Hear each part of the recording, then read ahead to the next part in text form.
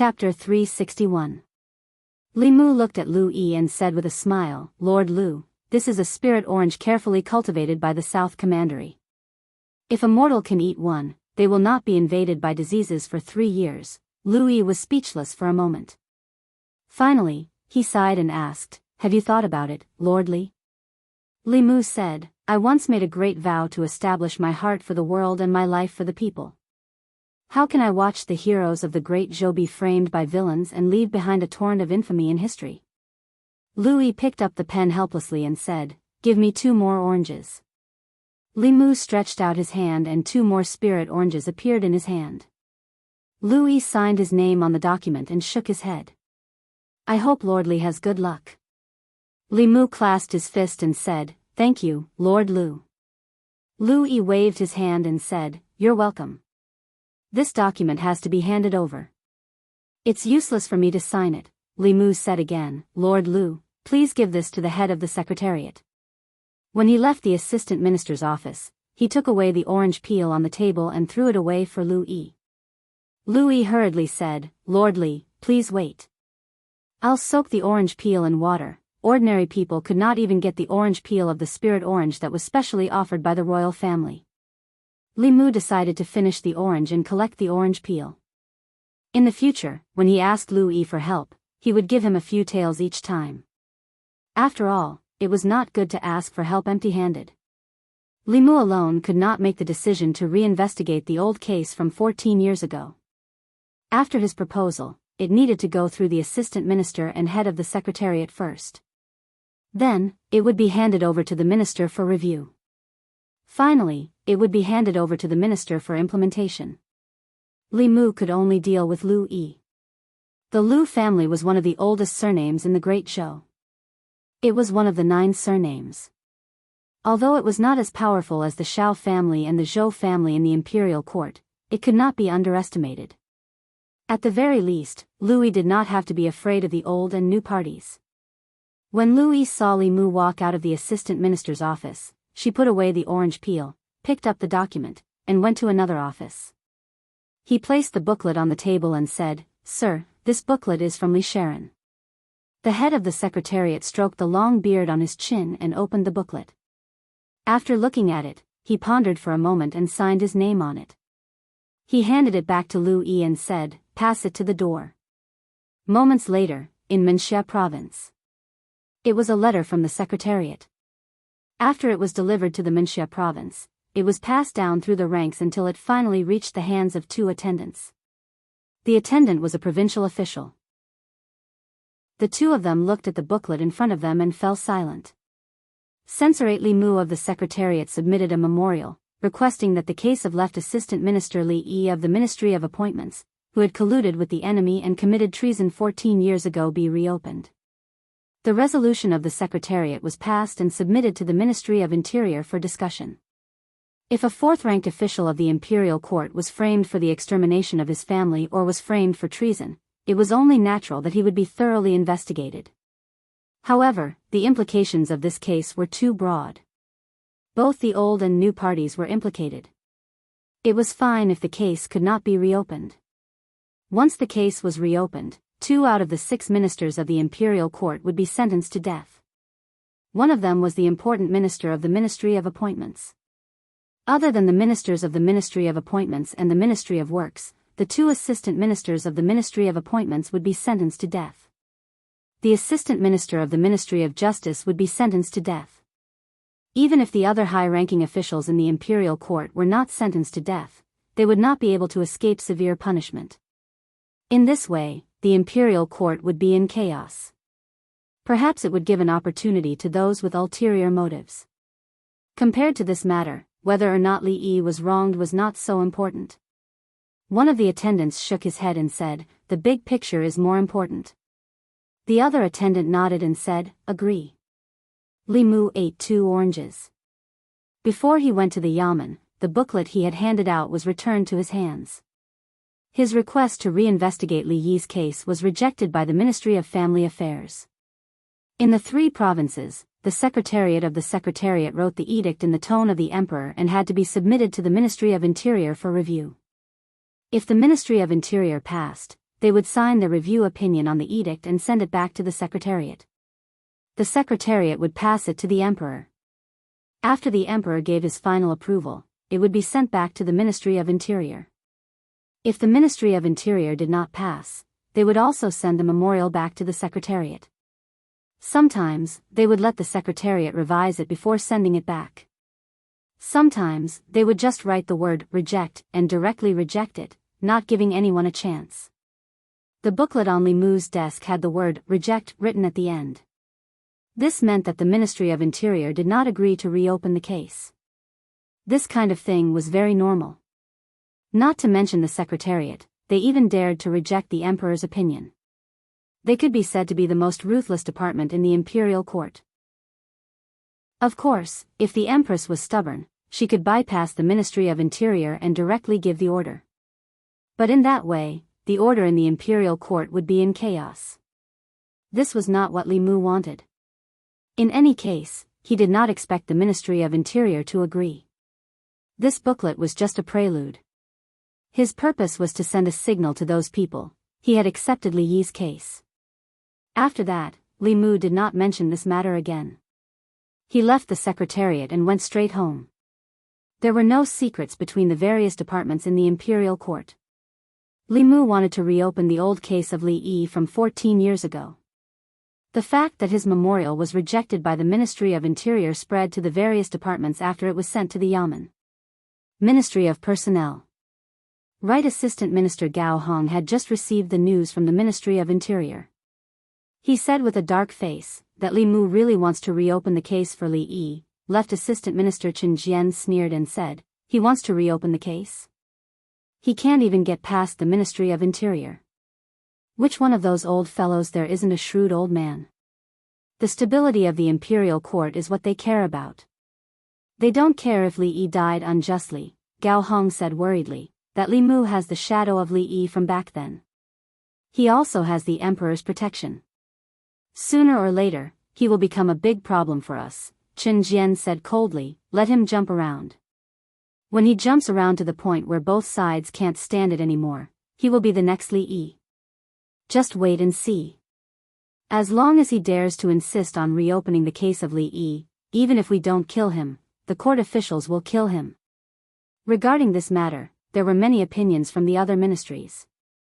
This person is still so reckless. How many people are involved in Li Yi's case? This Li Mu is basically the second Li Yi. Even Li Yi back then wasn't as bold as him. It's just that this time, he's too whimsical. I just don't know if the Emperor will still go along with him. Could he have fed the Emperor some kind of bewitching potion?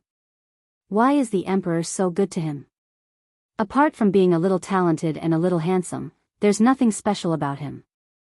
The Emperor can't be so shallow as to be fooled by his looks, right? If this old case is thoroughly investigated, it will have a huge impact on the situation in the imperial court. Both the old and new parties will be greatly affected because of this, which is not conducive to the stability of the overall situation. If the Emperor ignores the overall situation and the great Zhou for the sake of Li Mu, this is a favored official messing up the government. If he is not eliminated, the great Zhou will not be peaceful. Once the news of Li Mu's suggestion to reopen the case of Li Yi spread, it caused widespread discussion in the imperial court. In the hearts of some of the officials, the truth of Li Yi's case was no longer important. What was important was whether the Emperor's love and care for Li Mu had reached the limit of what an official should bear. Many times, there was no clear boundary between a treacherous official and a loyal official. Although what he did was righteous, if the imperial court collapsed because of him and the great Zhou fell into a crisis, then he would be a treacherous official who brought disaster to the country and the people. This kind of treacherous official should be eliminated by all the officials. There were even many officials who had a grudge against Li Mu. They were secretly plotting whether they should take advantage of this opportunity to join forces with their respective parties to clean up the Emperor and punish the traitorous officials. However, during the morning court, Li Mu remained silent and did not mention a single word about the old case. This was not unexpected by some officials. Perhaps he also realized that if he wanted to investigate the old case, it would involve too many people. Not only would he not be able to find any results, but he would also be implicated. Thus, he was afraid of retreating, This made some people feel disappointed. Compared to Li Mu retreating in the face of difficulties, they hoped that he would walk this path to the end. This would give them a chance to get rid of him. Just like this, the matter that had caused widespread discussion in the various departments yesterday was not mentioned in the morning court today. Just as the officials thought that this matter was going to be forgotten, Mr. May walked in from outside the hall. He walked behind the curtain and seemed to say something to the Empress. Soon, the Empress's voice came from behind the curtain. Enter. A figure slowly floated into the crepe myrtle hall. He bowed to the Empress behind the curtain and said, "Greetings, Your Majesty." This was a middle-aged man wearing a moon-white Taoist robe. His hair was tied up in a tall crown, and he looked like an immortal. On the left chest of his Taoist robe was embroidered the symbol of a white cloud. White Cloud Mountain. Moon-white Taoist robe, a second-generation disciple of the Fulu school. Could he be the head of one of the peaks? What is the head of the Fulu school doing in the divine capital?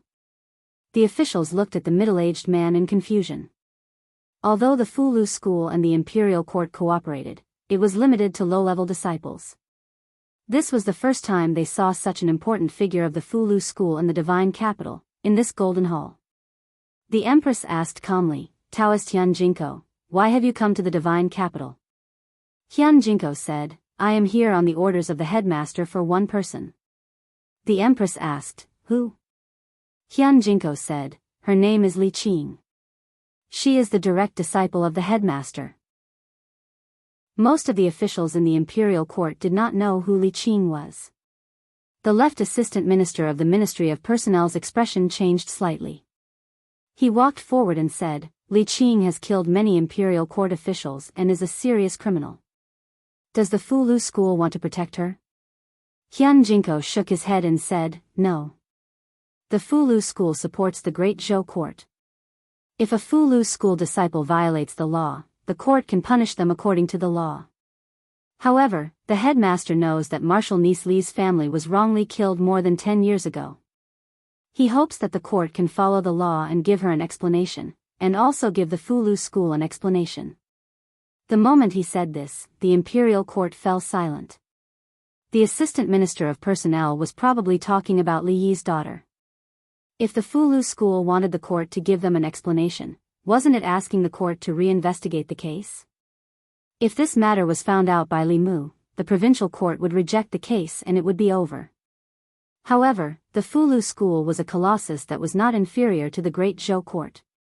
Mount Baiyun was located in the extreme north of the Great Zhou. The ancestral court of Fulu school was the Great Zhou's first line of defense against the Yao kingdom and the Ghost realm in the north. Their orthodoxy was spread throughout the Great Zhou. The court could only be kind and not evil. However, for the sake of the Fulu school, reinvestigating the case of the past would cause unrest in the court. Of course, this was not allowed. The court had to lower their stance and calmly reason with the Fulu school. Even if they refused, they had to show the court sincerity. This way, even they could not force the court. One of the attendants stood up and cleared his throat. Just as he was about to speak, an angry roar suddenly came from the front of the court. Prince Shou's face was full of anger. He pointed at Hyun Jinko's nose and scolded, "The Great Zhou is the Great Zhou of the court. Why does the court need to explain its actions to others? Who does your Fulu school think you are? How dare you teach the court how to do things?" Chapter 362. The moment King Shou spoke, some of the officials in the imperial court knew that something was amiss. Most of the people involved in Li Yi's case were from the old party. Even if King Shou didn't want to reopen the case, he couldn't speak to a peak master of Fulu school like this. Among the 6 sects of Dao, only Fulu school and Xuanzong were located in Great Zhou. Xuanzong was located in the east, and there weren't any powerful enemies in the east of Great Zhou. However, things were different in the north. The country of demons and the Hades domain were both located in the northwest. The ancestral court of Fulu school was located in the north, intimidating the demon country and the ghost domain. It was a solid barrier at the border of Great Zhou. Without Mount Baiyun, the demon country and the ghost domain could easily invade Great Zhou. No matter what, the imperial court couldn't become enemies with Fulu school. At the back of the hall, Zhang Chun had already opened his mouth.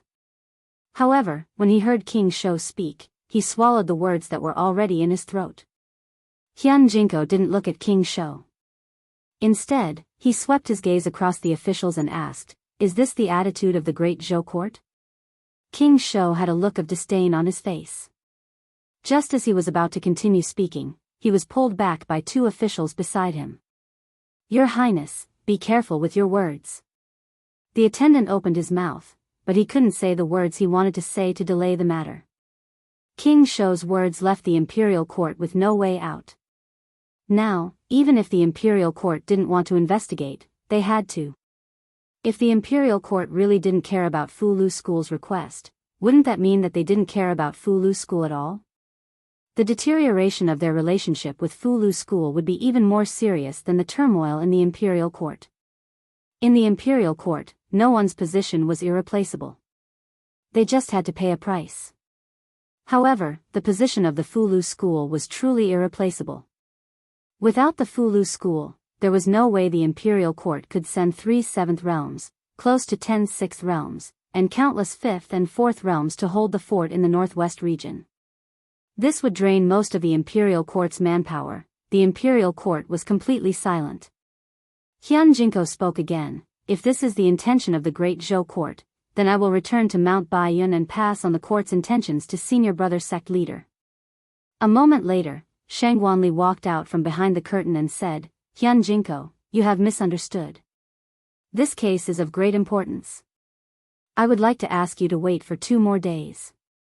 After the imperial court has discussed this matter, we will give Fulu school an answer." Hyun Jinko said indifferently, "In 3 days, I will return to Mount Baiyun. In these 3 days, I will wait for the imperial court's reply." With that, he cupped his fists at the Empress again and left. From behind the curtain, the Empress said in a dignified voice, "Fulu school cannot be disregarded. The 3 provinces will discuss this matter together.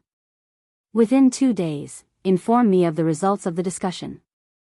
The head of the Secretariat and the head of the Minister of High Affairs said in unison, "Yes, Your Majesty." Standing outside the curtain, Shang Wanli's voice resounded through the hall. Dismissed. The officials left the hall in order. On the way back to the Imperial Clan Temple, one of the Imperial Clan officials said, "Your Highness, you were too impulsive. How could you scold Fulu school?" Prince Shou snorted and said, "What's wrong with Fulu school? How dare the Fulu school order the Imperial Court? Are they trying to rebel?" The Imperial Clan officials shook their heads and didn't say anything else. Fulu school had existed for thousands of years. Before the Great Zhou, there was already a Fulu school. They had a rich foundation that outsiders couldn't imagine. Even if the imperial court was in chaos, they couldn't make enemies with Fulu school. The imperial clan officials sighed. How could he expect Prince Shou to understand these things?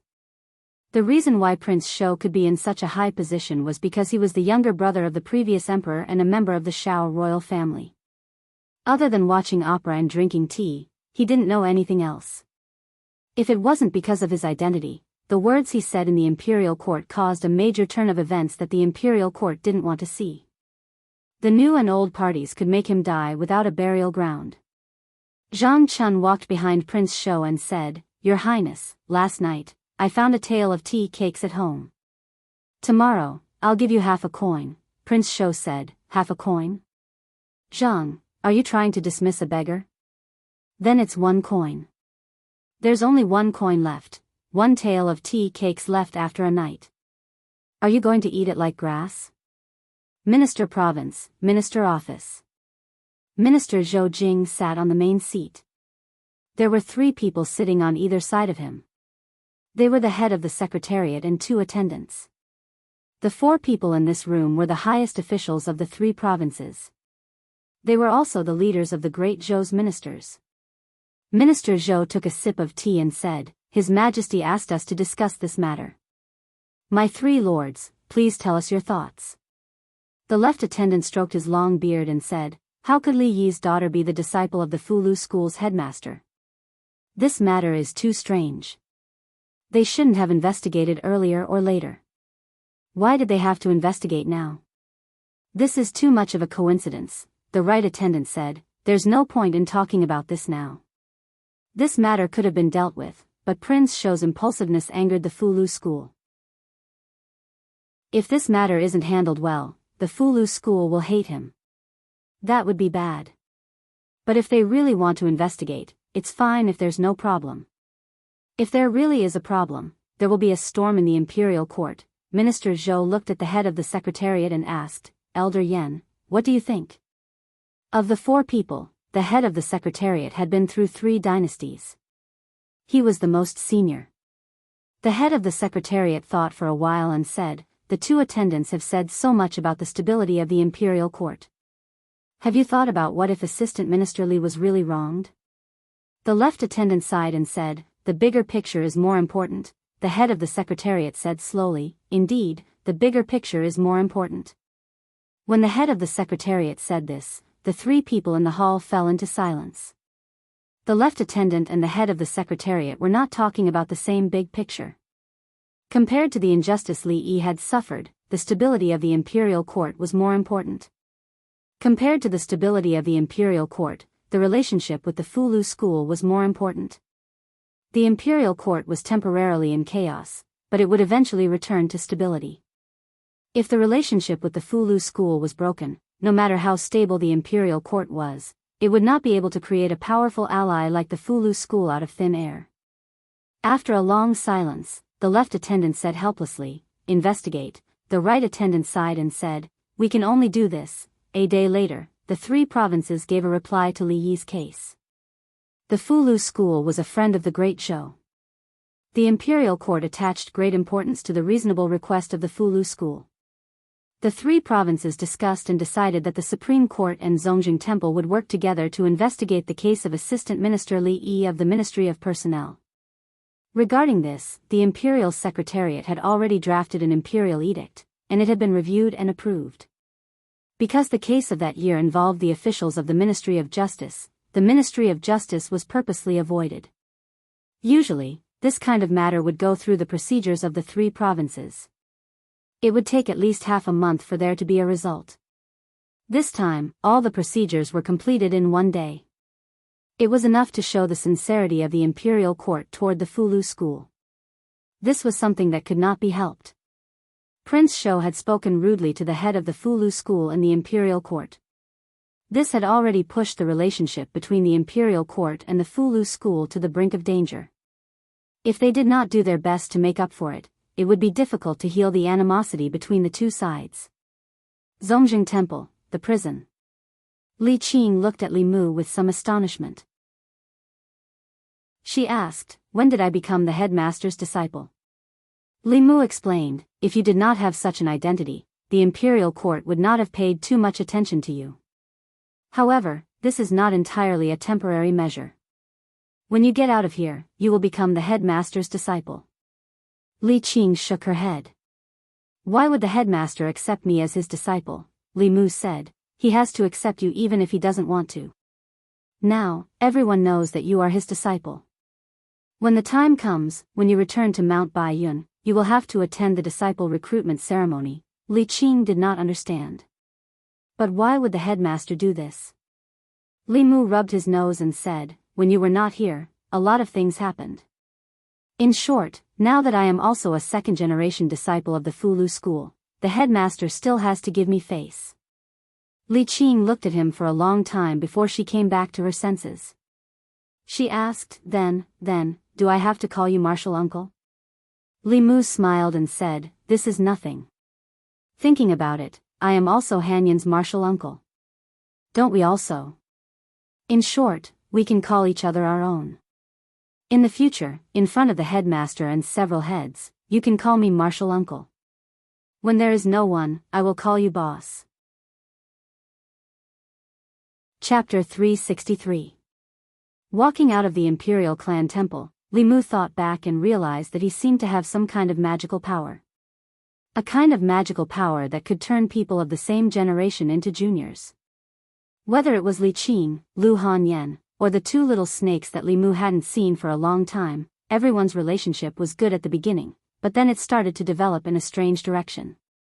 Fortunately, cultivators didn't care too much about these things. As long as they were willing, they could also become Tao companions.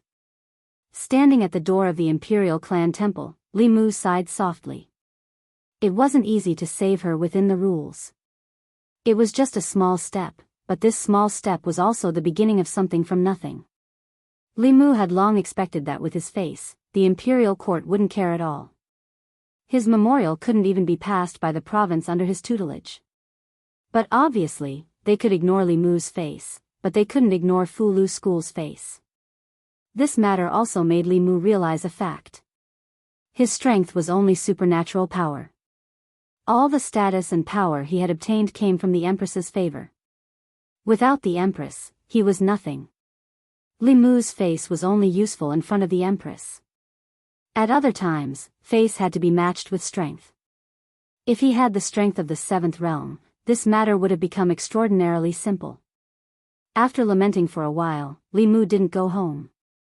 He came out of the Imperial Clan Temple and went to the Imperial Kitchen.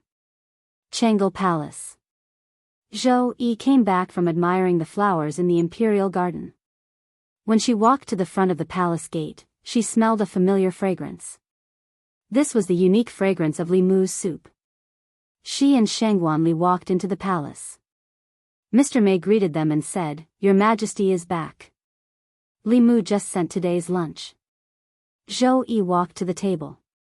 Mr. Mei took out the lunch box. There were 4 dishes and a soup, all of which were Zhou Yi's favorites. She walked behind the table and found that the memorials on the table had been sorted out. Most of the unimportant memorials had already been dealt with. Some of the important ones were placed on the other side. There was a piece of paper in between the memorials. There were words on the paper. It was Li Mu's handwriting that Zhou Yi was familiar with.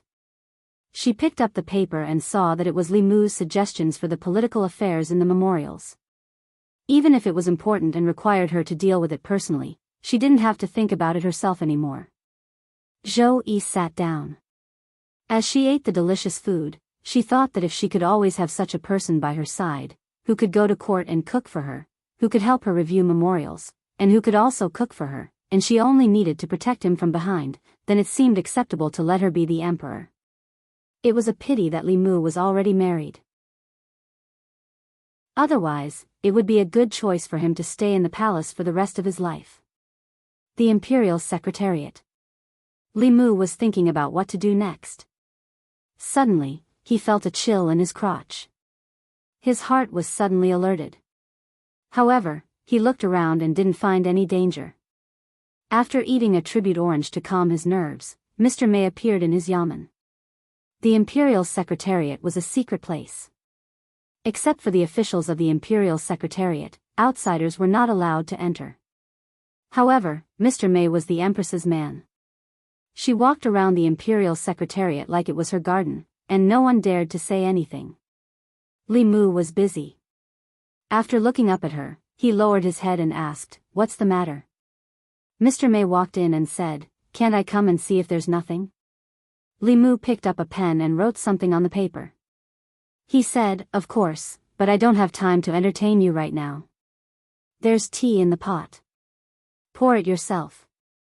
There was no need to be polite with Mr. Mei. Li Mu was more relaxed in front of her than in front of the Empress. Mr. Mei didn't pour the tea. He walked behind Li Mu and asked, "What are you writing?" Li Mu said, "A script." Mr. Mei stood behind Li Mu and looked at him with interest. Suddenly, he said, "I have a question that I've been wanting to ask you for a long time." Li Mu said casually, "What is it?" Mr. Mei asked, "I've read the strange stories from a Chinese studio that you wrote. Do you have any special fetishes for ghosts?" Li Mu said, "That was written by Pooh. What does it have to do with me?" Mr. Mei said, "There's nothing that can't be found out by the inner guard." Li Mu raised his head and said, "Then you can ask the inner guard to help you. You don't have to trouble the Zongjing Temple and the Dali Temple with Master Li Yi's case." Mr. Mei coughed and said, "The inner guard was established not long ago. How can they find out something that happened more than 10 years ago? You haven't answered my question. Li Mu shook his head and said, of course not. I'm just treating everyone equally. There were ghosts and human women in that case.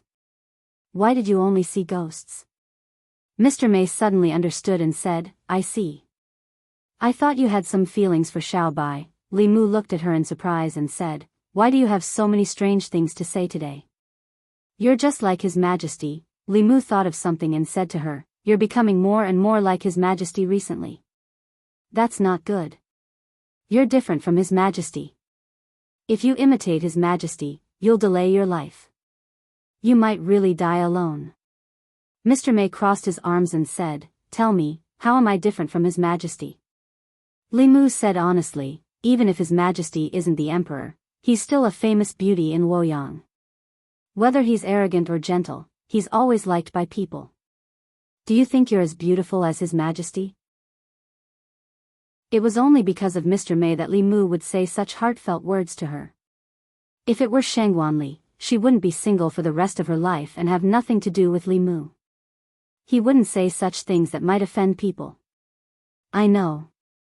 Mr. May nodded and then asked, do you think His Majesty is beautiful? Li Mu looked at her and asked, don't you think so? Mr. May seemed a little embarrassed and said, of course I think so. Li Mu picked up the pen again and said, if there's nothing else, I'll get back to work. I have to finish writing before I go to the Yamen. Mr. May didn't disturb Li Mu. He turned and walked out of the secretariat. Not long after, 2 internal guards brought another box of mandarin oranges, saying that it was a gift from the Empress. Li Mu accepted it happily. The taste of the mandarin oranges was really good. Wan Wan and Xiao Bai both liked it very much. Of the 2 boxes of mandarin oranges, a few were given to Zhang Chun and some were left for Li Qing. The rest were quickly finished by them. When he went to the Yamen, Li Mu thought that Lu Yi was from South Commandery, which was thousands of miles away from Luoyang. If she could eat mandarin oranges from her hometown here, it might comfort her homesickness. In the assistant minister's office, Lu Yi looked at the 2 oranges that Li Mu handed to her and asked, Mr. Li, haven't you finished the spiritual oranges? Li Mu said, yes, but His Majesty just sent another box. Mr. Lu, you're from South Commandery, so I want to leave 2 for you. Lu Yi looked at the oranges that Li Mu handed to her and was moved. She was about to reach out to take them when she suddenly thought of something. She suddenly withdrew her hands and said, Mr. Li, why don't we talk about the matter first? Li Mu looked as if he couldn't hide anything from her and said, to be honest, I want the Imperial Court to search the soul of the Assistant Minister of the Ministry of Personnel and the others. This is the simplest way to investigate the case. I've already written the report. Mr. Lu, please sign it. Lu Yi's face froze and she said, Mr. Li, the spiritual oranges are too precious. I can't accept it, I'm just kidding. Li Mu left the 2 oranges on the table and said, I'm already very grateful to Mr. Lu for what happened last time. These 2 spiritual oranges are just a small token of my appreciation. Seeing Li Mu's back disappear, Lu Yi's face was full of emotion. 3 boxes of spiritual oranges. His Majesty's favor to Li Mu had already surpassed the former emperor's favor to the Empress and the imperial concubine. At this time, the right assistant minister of the Hall of Governmental Affairs came in from outside and put a few reports on the table. He said, Mr. Lu, take a look at these reports first. After we discuss them tomorrow, we'll submit them to Mr. Yen. Hey, why are there 2 oranges here?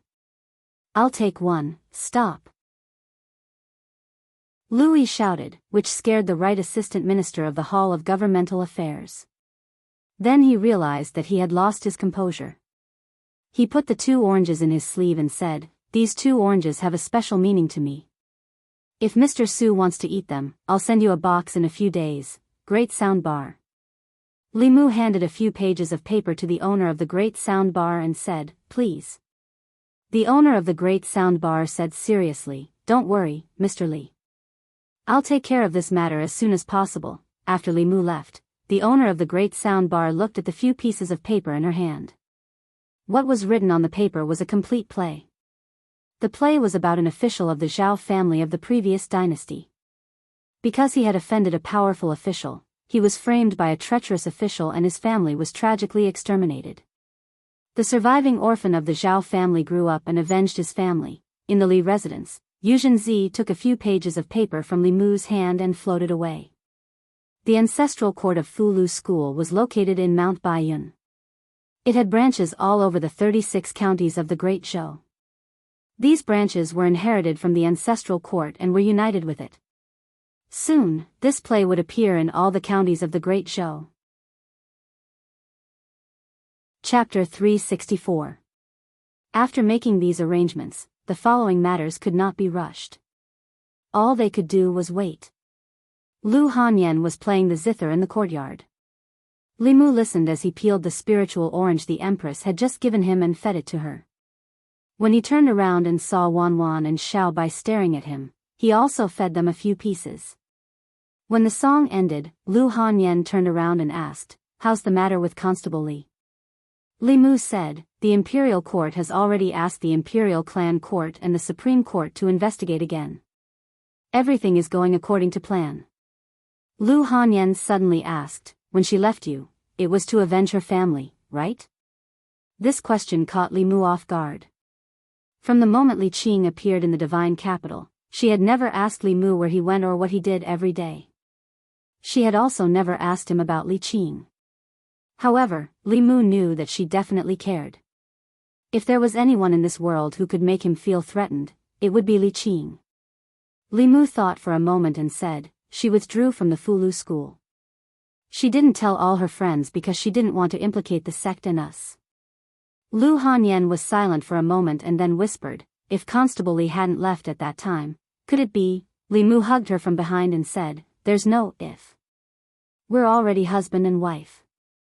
I've already given you my primordial young that I've treasured for 20 years. What are you still worried about?" Lu Hanyan whispered, "I was worried that after you met Constable Li, you wouldn't want me anymore." Clearly, she was the first person you met and the first person you liked. Li Mu suddenly realized that he might have been too busy with Li Qing these past few days and neglected her. Lu Hanyan seemed to be strong and opinionated, but in reality, the experience of being abandoned by her parents when she was young made her easily lose her sense of security. Coincidentally, Li Qing was the person who made her feel the most insecure. Li Mu felt a little guilty. He hugged her tighter and said, "What are you thinking? If I don't want you, where can I find another purine body that is so young, so beautiful, so versatile, and so good in the kitchen? You will always be the first wife of the Li family. In the future, no matter who enters this family, they will have to listen to you." After being comforted by Li Mu, Lu Hanyan's worries for the past few days had disappeared. While she was feeling touched, she seemed to have realized something and asked, "Who else will enter the house in the future?" "I'm just giving an example. When you make an analogy, who are you thinking of?" Li Mu gave Xiao Bai a look, and Xiao Bai immediately ran over. She took Lu Hanyan's hand and said, "Whether it's in the past or in the future, Sister Wan Wan and I will listen to Sister Lu." Li Mu took the opportunity to get away and said, "I'll go to old Zhang's house to ask about the progress of the case." The Zhang mansion was also in the North Court, not far from the Li mansion. Li Mu left the house and walked a few hundred steps. Inside the Zhang mansion. Think about it. How old are you? Why don't you find a husband and stay at home all day? When can you get married like this? I won't get married, okay? You still dare to talk back? Hearing the quarrel from the inner courtyard, Zhang Chun looked helpless. At a certain moment, she noticed that the footsteps in the inner courtyard were getting closer. She immediately picked up a broom and started sweeping the yard. Mrs. Zhang walked out of the inner courtyard. She wanted to find a place to vent, but when she saw Zhang Chun cleaning the yard obediently, she didn't want to lose her temper. She turned around and walked into the inner courtyard. She shouted, "Do you think I won't scold you if you hide in the house? Open the door." As soon as Li Mu walked into the Zhang mansion, Zhang Chun threw down the broom and said, "You're finally here. If there's anything, let's talk outside." Not long after, in a wine shop on the streets of Luoyang, Zhang Chun drank a few cups and complained about his disobedient daughter and irritable middle-aged wife. Then he said, "You're here to ask about the progress of Li Yi's case, right?" Li Mu nodded and asked, "How's the investigation going?" Zhang Chun shook his head and said, it's easy to prove a person's guilt, but it's harder than reaching the sky to prove his innocence. Besides, although the imperial court has compromised this time, it's only on the surface. The Zongjing Temple and the Supreme Court won't spend too much effort. If the few minor officials who left the Ministry of Personnel were still alive, it's possible to find a breakthrough from them. But they've all died in the hands of Constable Li. And just yesterday, the only old official who had been in the Ministry of Personnel for more than 10 years was found dead in his home. He died of old age. Li Mu raised his wine cup and slowly twirled it between his fingers. How could there be such a coincidence in the world? When the Imperial Court wanted to investigate Li Yi's case from 14 years ago, the only person from the Ministry of Personnel who had personally witnessed the incident died of old age. Even if Li Qing didn't kill those people for revenge, they would probably die in the next few days due to various reasons. There were too many people who didn't want them to find out the truth of the incident. Li Yi's main crime back then was treason with the enemy. The officials from the Ministry of Personnel accused him of leaking important secrets of the Imperial Court to a certain demon nation. This led to the Department of Imperial Offerings suffering heavy losses in the war with the demon nation. Almost all of them were wiped out. Because of this case, Li Yi's entire family was exterminated. Only one daughter escaped because she was not in the divine capital. There was no way to find out the truth of what had happened back then. Even the most powerful cultivators could not divine a trace of the heavenly secrets. It was too difficult to overturn the case for him. Ministry of Personnel.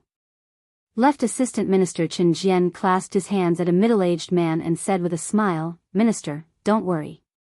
Even if they investigate again, they won't find anything. The person standing in front of him was the Minister of Personnel, Xiao Yun.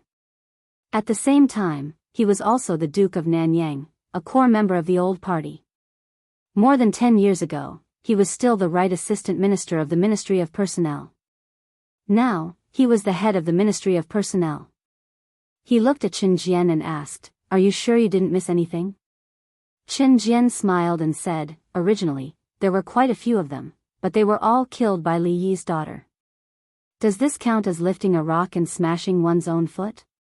This official would like to know what expression she would have if she knew about this. The Minister of Personnel nodded and said, That's good. In the Imperial Ancestral Temple, Li Qing lowered her head in self-blame and said, I'm sorry. If it wasn't for me, they might have had a chance. Li Mu comforted her and said, You don't have to blame yourself. Even without you, they wouldn't have survived these few days. Those people wouldn't have let them live. Don't worry, I'll think of something. Li Mu was most worried that Li Qing would feel guilty and blame herself. After comforting her, he walked out of the Imperial Ancestral Temple and met Zhou Zhong outside the temple. Zhou Zhong looked at him indifferently and said, Give up. If this goes on, Li Yi's ending will be your ending. Li Mu looked at him and turned to leave. Zhou Zhong asked, You really don't want to give up? Li Mu looked back at him and said in a deep voice, I'm not you. I will never give up on her. Never. Zhou Zhong looked at Li Mu's departing figure until it disappeared from his sight. Only then did a faint smile appear at the corner of his mouth. From afar, one could see that his figure was slightly hunched, as if he had put down something important. Ziwei Palace. There wasn't anything important in today's morning court. Li Yi's case, which had been a hot topic for the past few days, became the focus of the court's discussion. Although the court had ordered a reinvestigation of this case, even with the combined efforts of the Imperial Ancestral Temple and the Supreme Court, they couldn't find a single clue. After all, 14 years had passed since this case. Almost all the clues had disappeared in the river of time. It was as difficult as ascending to the heavens to find a new clue.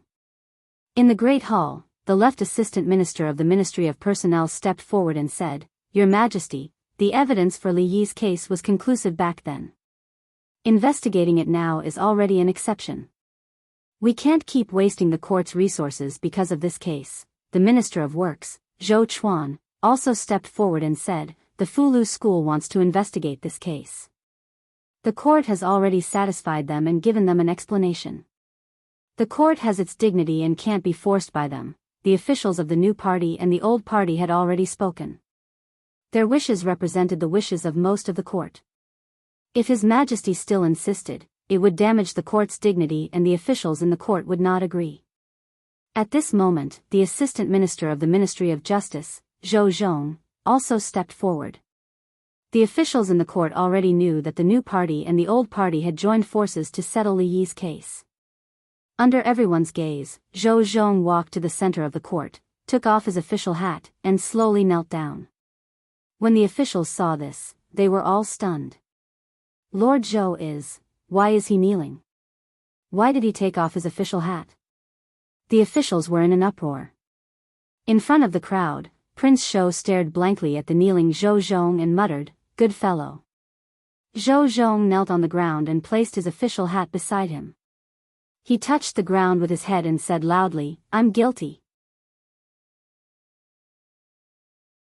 Chapter 365. The strange behavior of the Assistant Minister of Justice caused the atmosphere in the hall to explode. What is Assistant Minister Zhou saying? He's guilty. What crime did he commit? This can't be. Good heavens, does he want to die? In the imperial court, some people quickly realized something and looked at Zhou Zhong with astonished eyes, their faces full of shock. There were very few fools in the imperial court. In the blink of an eye, countless people had guessed Zhou Zhong's motive. Where the officials from the Ministry of Personnel were, the expressions of the three people changed. Zhou Chuan's expression also changed. Qin Jian's face was pale as he thought to himself, "Impossible, impossible, he will die if he does this." At this moment, Zhou Zhong, who was kneeling on the ground, spoke again. Zhou Zhong spoke in a deep voice, 14 years ago, I was bewitched by Qin Jian, the imperial physician of the Ministry of Personnel, Gao Hong, and the right assistant minister of the Ministry of Personnel, Xiao Yun, to frame the left assistant minister of the Ministry of Personnel, Li Yi, for treason. Qin Jian could not allow him to continue. He strode forward and said loudly, "Zhou Zhong, what are you talking about? Do you know what the punishment is for framing an official of the imperial court?" Zhou Zhong said indifferently, "So you also know that framing an official of the imperial court is a serious crime." He raised his head and said, "Everything I said is true. I am willing to accept the soul search." A rank 4 official was willing to accept the soul search. This was enough to prove that what he said was true.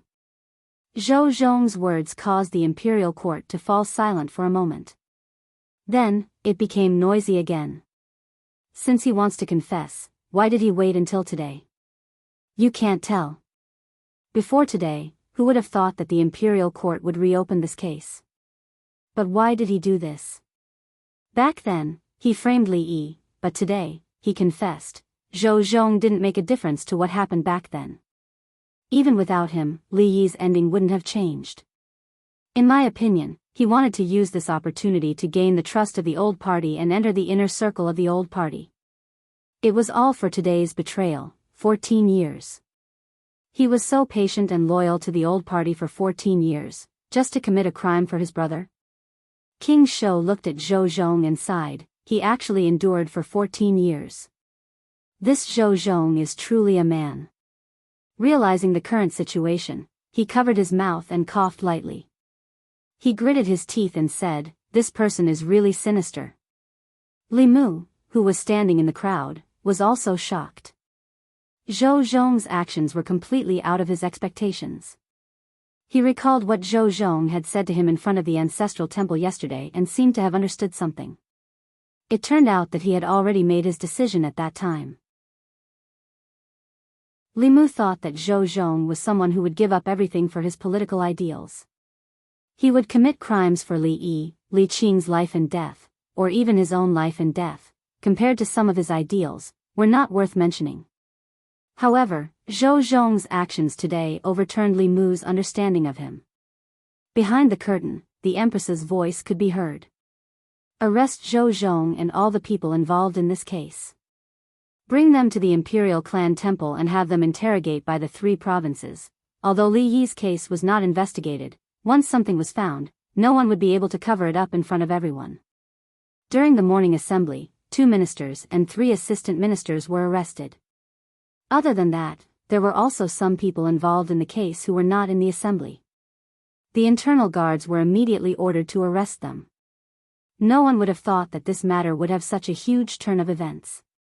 Those people who framed Li Yi all those years ago thought that victory was in their hands, but they didn't expect that there would be a spy among them. From the beginning to the end, Zhou Zhong was not on the same side as them. He had endured for 14 years, waiting for this day. His counterattack caught both the old and new parties off guard. Although 14 years had passed since they framed a rank 4 imperial court official and caused extremely serious consequences, each and every one of them would not be able to escape death according to the law. In the imperial clan temple, a few of them had their powers sealed and were sent to prison to await trial by the 3 provinces. This case involved a lot of people and no department had the ability to investigate it alone. Li Mu walked into the most luxurious prison. Li Qing woke up from her meditation and asked softly, "What happened outside? Why is it so noisy?" Li Mu opened his mouth but didn't know what to say for a moment. After organizing his words, he said slowly, "Just now in the assembly, Zhou Zhong admitted in front of His Majesty and hundreds of officials that he was involved in framing your father. Now, the Minister of Personnel, the Minister of Works, and the left and right assistant ministers of personnel have all been arrested." Li Qing said anxiously, "He did not frame father. He did all this for their dreams. One day, he could reverse the verdict for father." Li Mu nodded and said, "I know. You don't have to worry. I will report this matter to His Majesty. Although this is not enough to pardon him, he should be able to avoid death. Although Zhou Zhong's actions were pardonable, he could not be completely forgiven by the law just because he was pardonable. After all, he was still considered one of the main culprits back then. Seeing that he had voluntarily confessed to the crime and confessed to being an accomplice, according to the law, he could be spared. Of course, no matter what, after this incident, he could no longer be an official. After a while, Li Mu walked out of Li Qing's prison and came to another place. Zhou Zhong was imprisoned here. He was imprisoned separately from the others. Li Mu stood outside the prison and said, "I thought you would not stand up." Zhou Zhong looked at him and said, "If you could really find out anything, why would I stand up?" Li Mu shook his head and said, "This is not your style. If you want to achieve your dreams, you have to protect yourself. This is what you taught me." Zhou Zhong was silent for a moment and said slowly, "But this may be his only chance. If he misses it, there will be no chance for him to regain his innocence. 14 years had passed since Li Yi's case. If the case was closed a second time, it would be impossible to overturn the case in the future." Li Mu looked at him and asked, "So you gave up on your dreams?" Zhou Zhong's gaze was deep as he said calmly, "The flame of dreams will never be extinguished. As long as the flame is still there, the flame will be passed on forever, in another prison cell." With the assistant minister of the Ministry of Personnel as the leader, the few of them had ugly expressions. Not long after, the door of the prison cell was opened and 3 more people were pushed in. Qin Jian's face was pale as he said, "Marquis Zhongyong, Count Pingan, Marquis Yongding, you have all been captured too?" The 3 of them were shocked when they saw the few people in the prison cell. After realizing something, they said in shock, "Could it be?" Qin Jian gritted his teeth and said, "That damned Zhou Zhong betrayed all of us." After understanding the whole story, the 3 of them had completely gloomy expressions. The assistant minister of the Ministry of Personnel, Gao Hong, sighed and said, "If Zhou Zhong's soul is searched and he reveals what happened back then, the few of us will probably be sentenced to death." Qin Jian said, "We are all grasshoppers on the same rope. We must think of a way, or else it will be difficult for us to escape death." The Marquis Zhongyong shook his head and said, "Death is impossible. My family still has a death exemption medallion bestowed by the late emperor. As long as I don't rebel, no one can punish me." The Count Pingan also sighed, "It's a pity that the medallion passed down by my father is gone. I originally wanted to pass it down from generation to generation." The Marquis Yongding had a pained expression as he said, "My family's medallion probably can't be kept. That damned Zhou Zhong, if it wasn't for his bewitchment back then, the 3 of us wouldn't have participated in this matter." Qin Jian said in shock, "All of you have death exemption medallions?" The Marquis Yongding nodded and then looked at the 3 people opposite him and said, "Not only us, the late emperor also bestowed one to the Duke of Nanyang. Although Assistant Minister Gao didn't have one, concubine Gao should also have one. She wouldn't not save her brother. The Minister of Personnel glanced at Zhou Chuan, who was in the corner, and said indifferently, the Zhou family's 2 death exemption medallions have already been used last time. I wonder if the Empress will spare Minister Zhou. Zhou Chuan looked at him and said indifferently, unfortunately, father-in-law gave that medallion to my wife before he passed away. Chen Jian looked at the people around him in a daze and felt that he didn't fit in with them. Out of the 7 people standing here, only he didn't have a death exemption medallion? The Minister of Personnel saw his worry and said, don't worry, the late emperor bestowed 13 medallions and we have already used 12 of them. If I remember correctly, the last medallion should be in the hands of Prince Shou. Hearing Prince Shou's name, Chen Jian heaved a sigh of relief and immediately said to the jailer outside the door, quickly go and report that I want to see Prince Shou. Not long later, Prince Shou walked over slowly.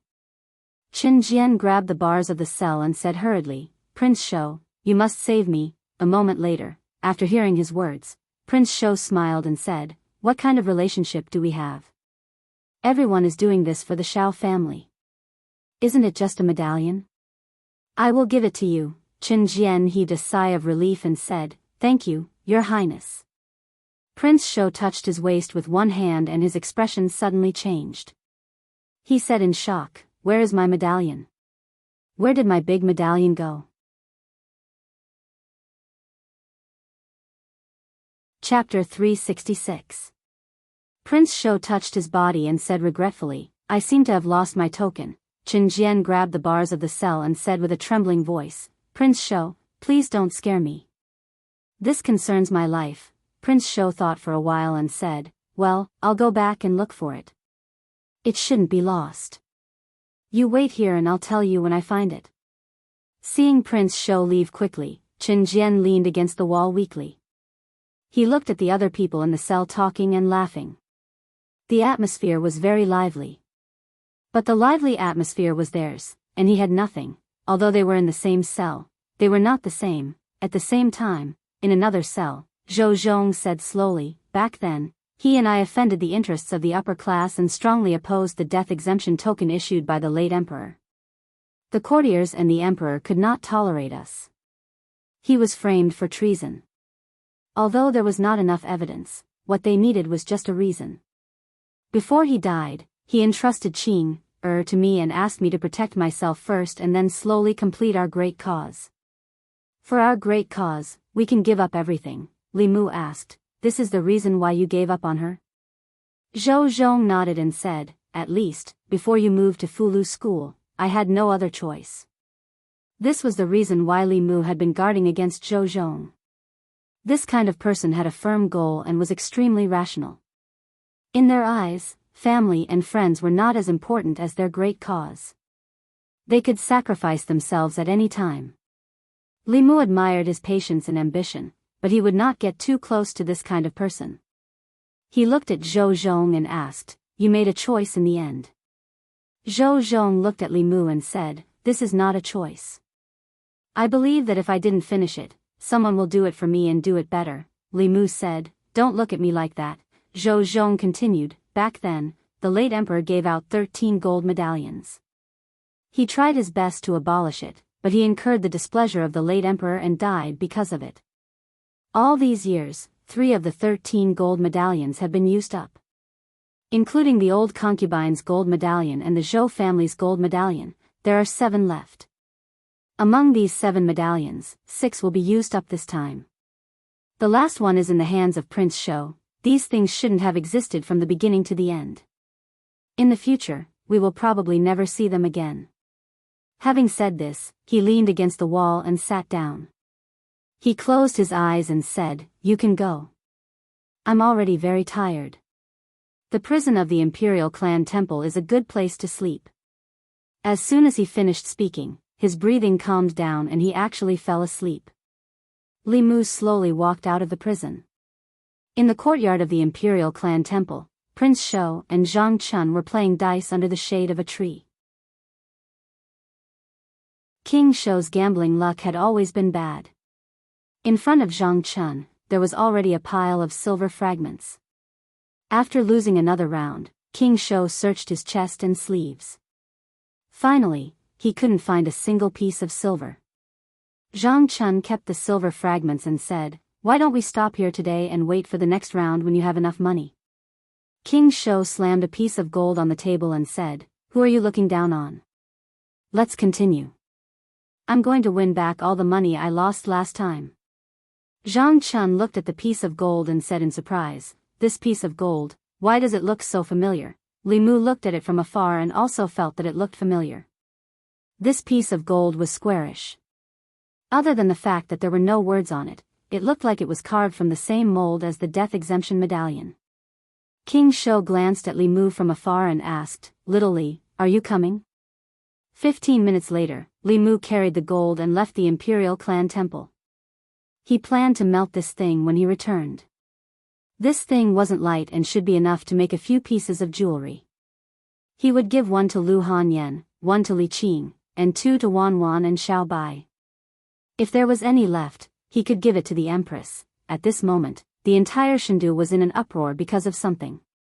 Today, Li Yi's case, which affected the hearts of countless people, had a shocking turn of events. The first person to suggest reinvestigating the case was Li Mu from the Central Secretariat.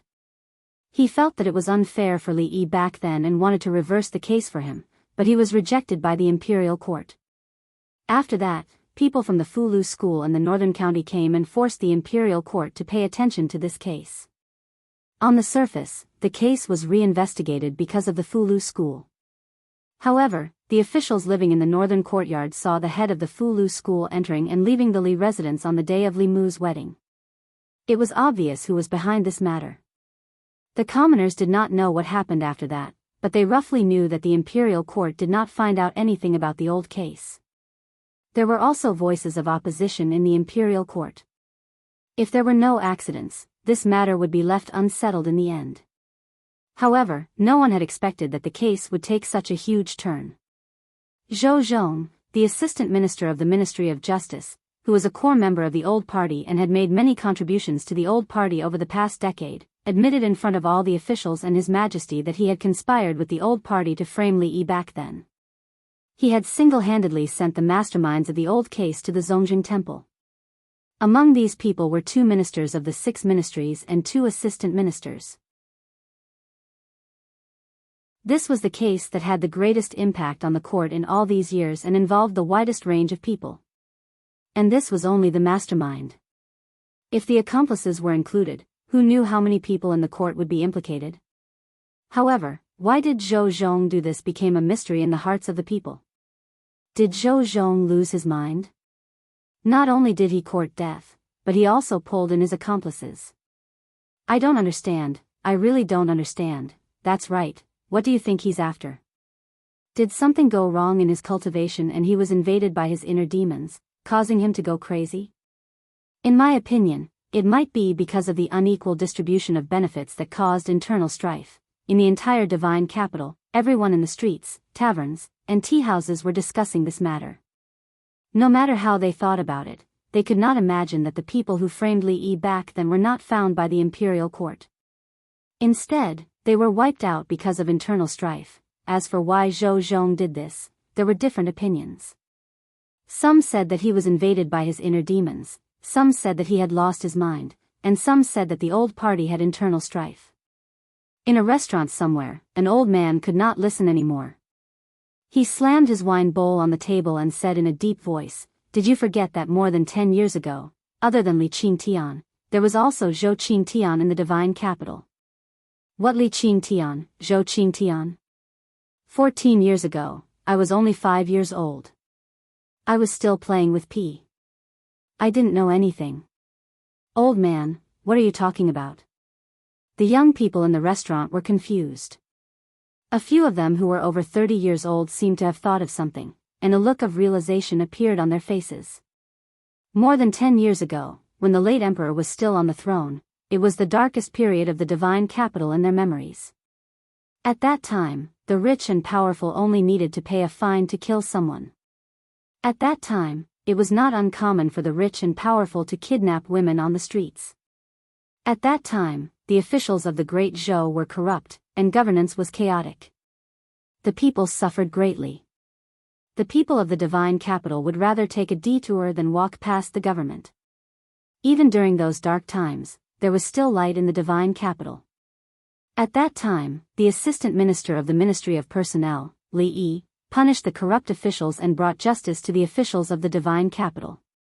The director of the Ministry of Justice, Zhou Zhong, redressed the grievances of the people. The two of them persuaded the late emperor to abolish the Silver Penalty Act and stopped him from giving out the gold medallion. At that time, they were one of the few rays of light in the hearts of the people of the divine capital. They were known as Qing Tian. However, this situation did not last for long. Later, the assistant minister of the Ministry of Personnel, Li, was accused of treason, and his entire family was killed.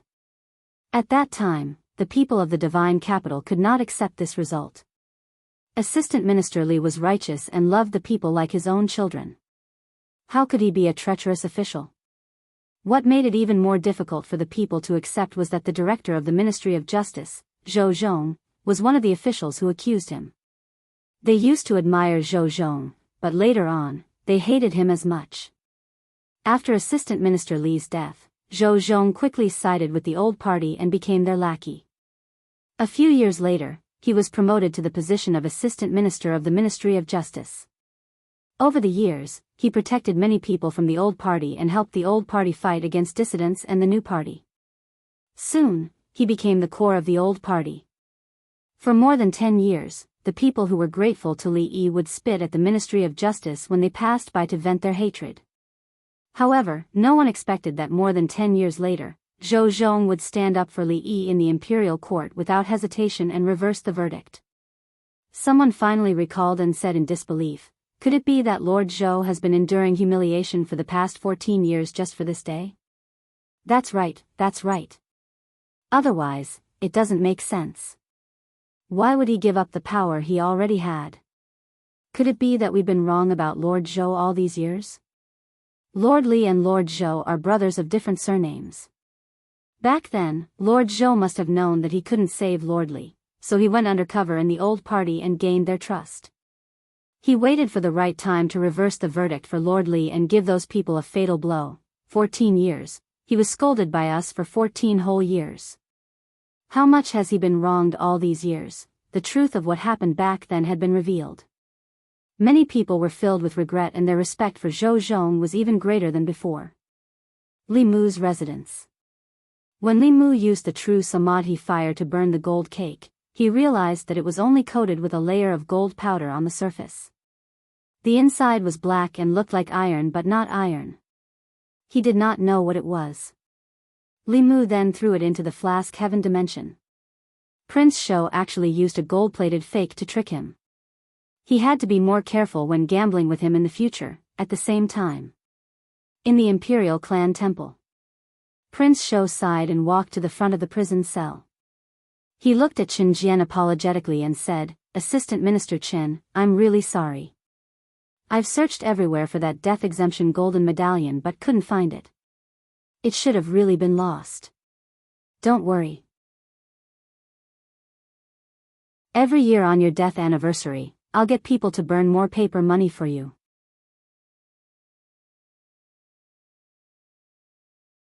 Chapter 367. Of course, the material used to make the death exemption golden medallion was not ordinary metal. Li Mu had asked Hyun Jinko about it. According to Hyun Jinko, the metal in his hand was a piece of meteoric metal. In the cultivation world, meteoric metal was called meteoric metal. It was a metal that did not exist in the 10 continents. It was extremely tough and was most suitable for refining weapons. It was one of the main materials for refining heaven-grade magic treasures. Therefore, Li Mu found a new box and put it away. It might be useful in the future. Then, he began to think about something. Although Zhou Zhong's suicide attack was useful, according to the law, he himself could not escape the death penalty. Of course, Li Mu could not watch him die. After thinking about it, he left the house and walked toward the palace. At the same time, in the southern courtyard, it was a mansion with more than 10 entrances. Several figures gathered together. They did not look happy. I've told you that Zhou Zhong is a traitor. We can't trust him easily. Now, not only have we lost control of the Ministry of Justice, but we've also given away the entire Ministry of Personnel. What's the point of saying all this now? Who knew that Zhou Zhong would be so cunning? He seemed to listen to us on the surface, but he always had evil intentions. He destroyed all our years of hard work. Preposterous.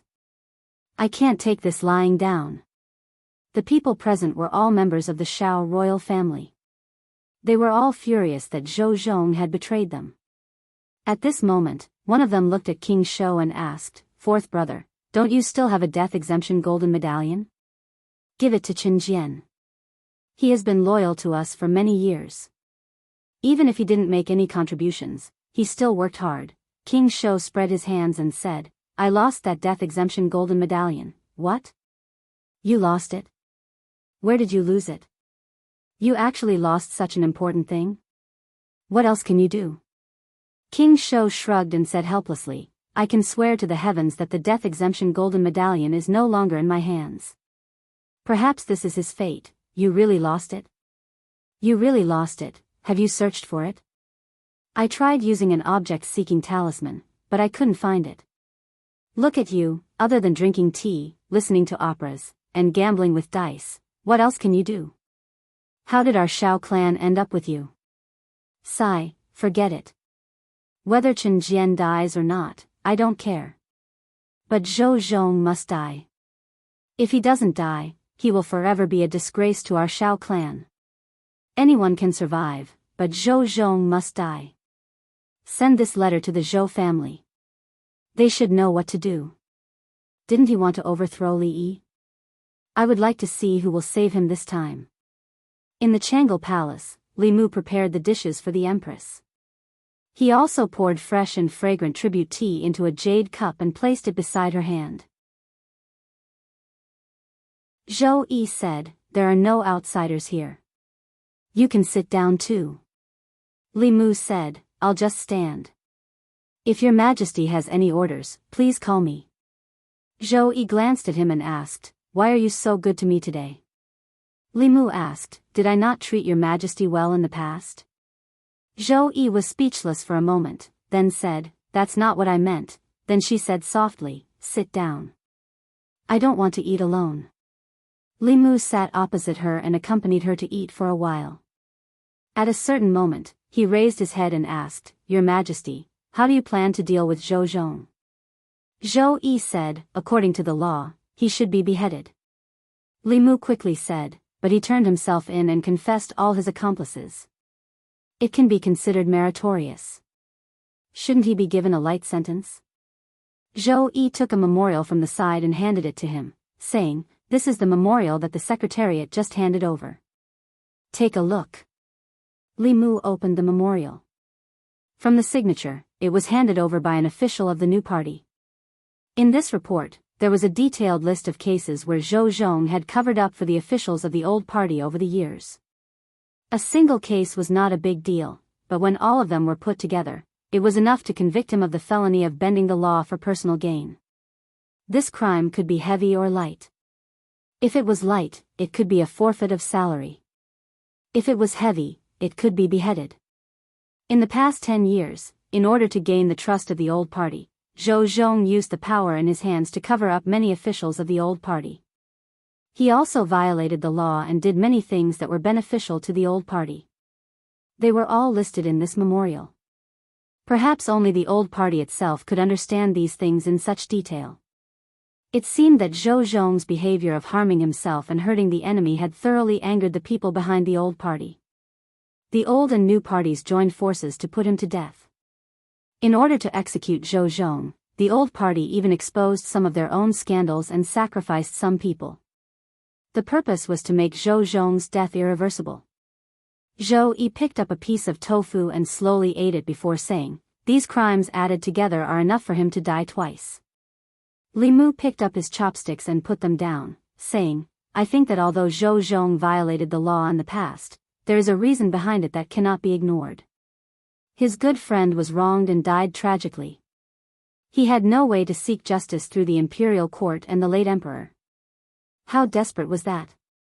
In order to redress his good friend's case, he violated morality and endured humiliation until today. He is praised and respected by the people. If the imperial court does not care about the reason and sentences him to death, I'm afraid that people will not be convinced. Zhou Yi glanced at him and asked, "So, you are here to plead for him?" Li Mu looked at her eagerly. "Your Majesty," Zhou Yi said helplessly. All right, I promise you." Li Mu's appetite suddenly improved. If he had known that acting coquettishly could settle this matter, he would not have thought of so many reasons. Perhaps this was what it meant to be fearless when one was favored. For this favor, Li Mu was willing to be her intimate cotton jacket for the rest of his life. Zhou Yi added, "I can only save his life. In the future, he will no longer be the assistant minister of the Ministry of Justice and will need to stay away from Luoyang." Li Mu said, "As long as you can keep him alive, that is enough." After serving the Empress, Li Mu walked out of Changle Palace and let out a long sigh of relief. Li Mu had already reached the limit of what he could do by not executing Zhou Zhong directly. It was also considered an explanation to Li Qing.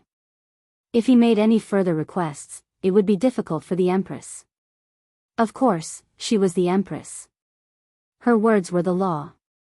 It was not impossible for her to pardon Zhou Zhong and Li Qing directly. However, Li Mu still hoped that the imperial court would maintain order.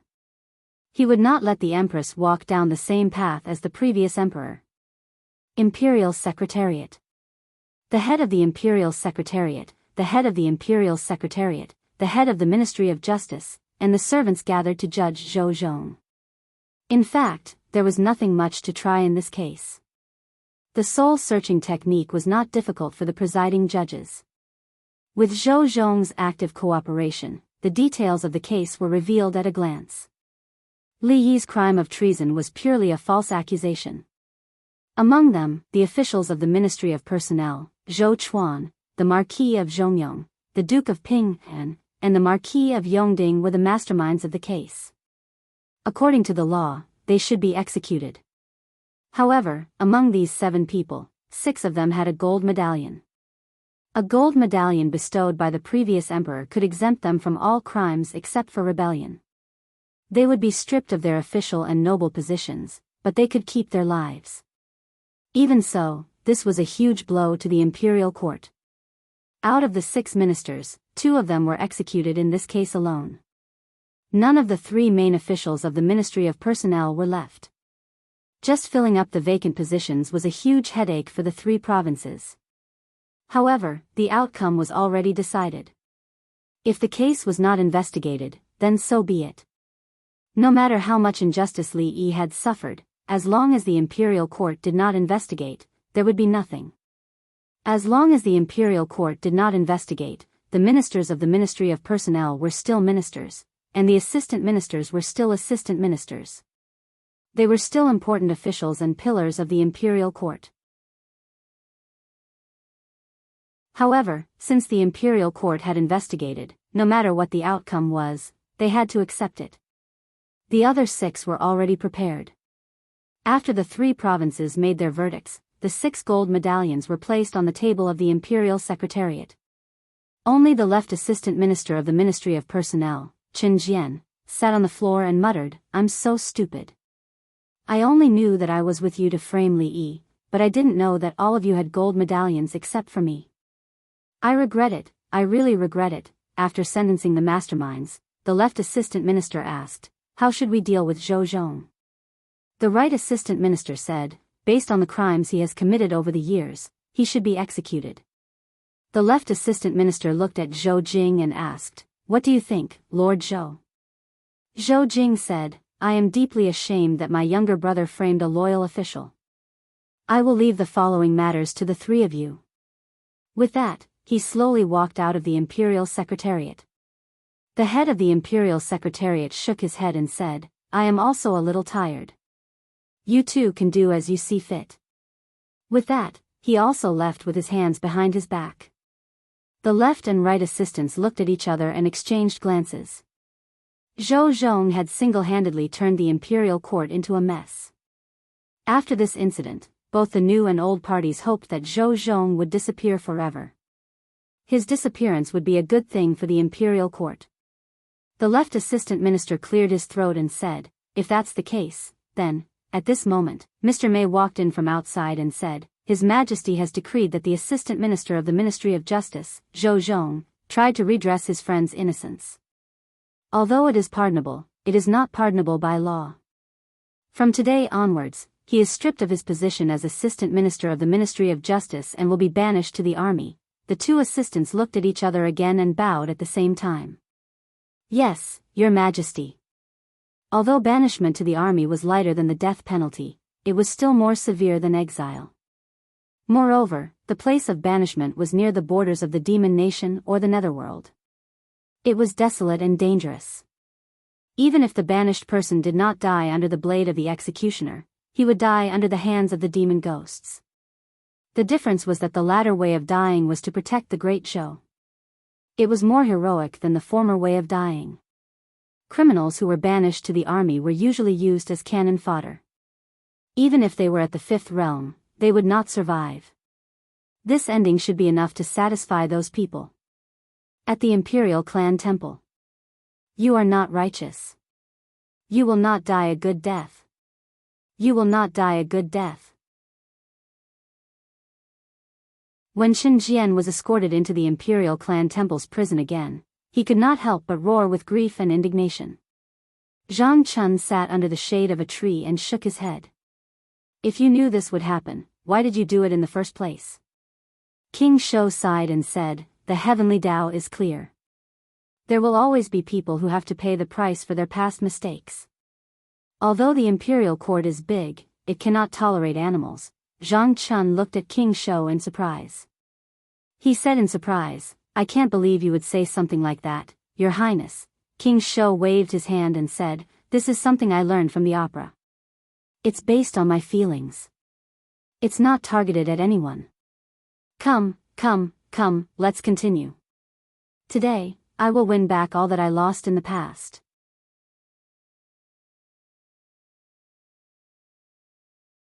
Chapter 368. Due to Assistant Minister Zhou Zhong's public confession, the left Assistant Minister Li Yi of the Ministry of Personnel, who was framed for treason 14 years ago, was finally vindicated today. A rank 4 official of the imperial court was exterminated because of false accusations. This was a great insult to the imperial court and the great Zhou. Although His Majesty had issued a decree to declare Lord Li's innocence, what had happened could never be undone.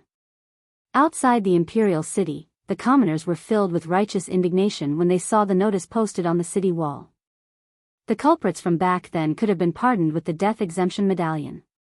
Why was Lord Zhou banished? Lord Li was loyal to the emperor and his country. In the end, the lives of his family were worth less than a few broken medallions? The reality is even more absurd than the dramas. How sad, how sad. Have you seen the new drama, Zhao's Orphan? It's clearly about Lord Li. Not yet. Hearing you say that, I'll have to go and take a look. In a mansion in the southern courtyard. The Duke of Nanyang, who had been pardoned with the death exemption medallion but lost his position as the Minister of Personnel, frowned deeply and said in a gloomy voice, "Zhou Zhong is only banished. These crimes are enough for him to die twice. His Majesty is obviously siding with him." A person beside him said, "Forget it. It's just a matter of time. How many of the criminals who have been banished have been able to live for more than half a year?" The Duke of Nanyang said indignantly, "I can't take this lying down.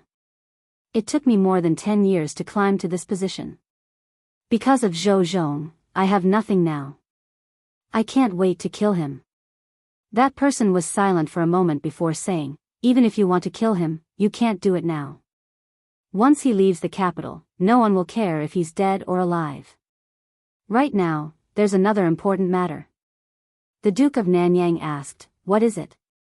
The person said, "Have you forgotten that Li Yi's daughter is still imprisoned in the Imperial Clan Temple?" After being reminded by him, Commandery Prince Nanyang recalled that this matter had started because Li Yi's daughter had assassinated 5 imperial court officials to avenge her father. This had triggered the old case. However, in recent days, his attention had been focused on the old case and he had completely forgotten about this matter. That person continued, during this period of time, that Li Mu went in and out of the Zongjing temple many times. He would visit this woman almost every day. It seems that they knew each other before. The reason he wanted to reverse the verdict for Li Yi was probably because of this woman. Royal Prince Nanyang narrowed his eyes and said, "These are two completely different cases. I would like to see how Li Mu will save her, unless he can convince His Majesty to grant him a death exemption medallion." The person next to him had a playful smile on his face as he said, "A large part of the reason for Li Yi's death was because he opposed the death exemption golden medallion. If he used the death exemption golden medallion to save that woman, then it would be the biggest joke. If he didn't use the death exemption golden medallion, then the woman would be dead. Hee, what choice would he make?" Royal Prince Nanyang asked, "What if he really begs His Majesty to grant him the death exemption golden medallion? Bewitching the Son of Heaven, treacherous officials who will harm the country." Murderous intent appeared in that person's eyes as he said, "Clean up the Emperor's subordinates and punish treacherous officials." Northern County. Countless people gathered under the city walls and looked at the notice posted on the city walls. They were pointing and discussing. Most of the commoners were illiterate and only came to join in the fun. They did not know what was going on. Someone scratched his head and asked, "Is there anyone who is illiterate? Help me take a look. What is written on this notice? Let me take a look." A middle-aged scholar squeezed into the crowd. After looking at the notice, he said, "It says that more than 10 years ago, there was a high-ranking official who served the country and the people in the divine capital. Because he offended the nobles, he was framed for treason and his entire family was executed. A few days ago, the imperial court cleared his name. The northern county was far away from the divine capital. The commoners did not know what happened in the divine capital, nor did they know the high-ranking officials in the divine capital. However, someone was confused and said, "Why does this sound like the play that the Yunyan Pavilion put on a few days ago?" The middle-aged scholar sighed and said, "This play was actually written for him. This Lord Li used to be a good official who was loved by the commoners. In the divine capital, he was called Li Qing Tian by the commoners. Unfortunately, he always worked for the commoners and went against the nobles. After offending the nobles, he was framed and his entire family was exterminated. He was wronged for more than 10 years. If not for his daughter avenging her father by killing the officials who framed him back then and alerting the imperial court, no one would have cleared his name. There's actually such a thing. It's even more dramatic than a play, even I want to watch that play. Unfortunately, I don't have the money," who did not like to listen to plays. However, to the commoners, being able to eat and wear was already a luxury. Wouldn't it be better to spend a few coins to buy steamed rice? Spending money to listen to plays was the life of the rich. At this moment, someone asked, "Don't you know that the Yunyan Pavilion is not paying for the plays these days?" Someone was shocked.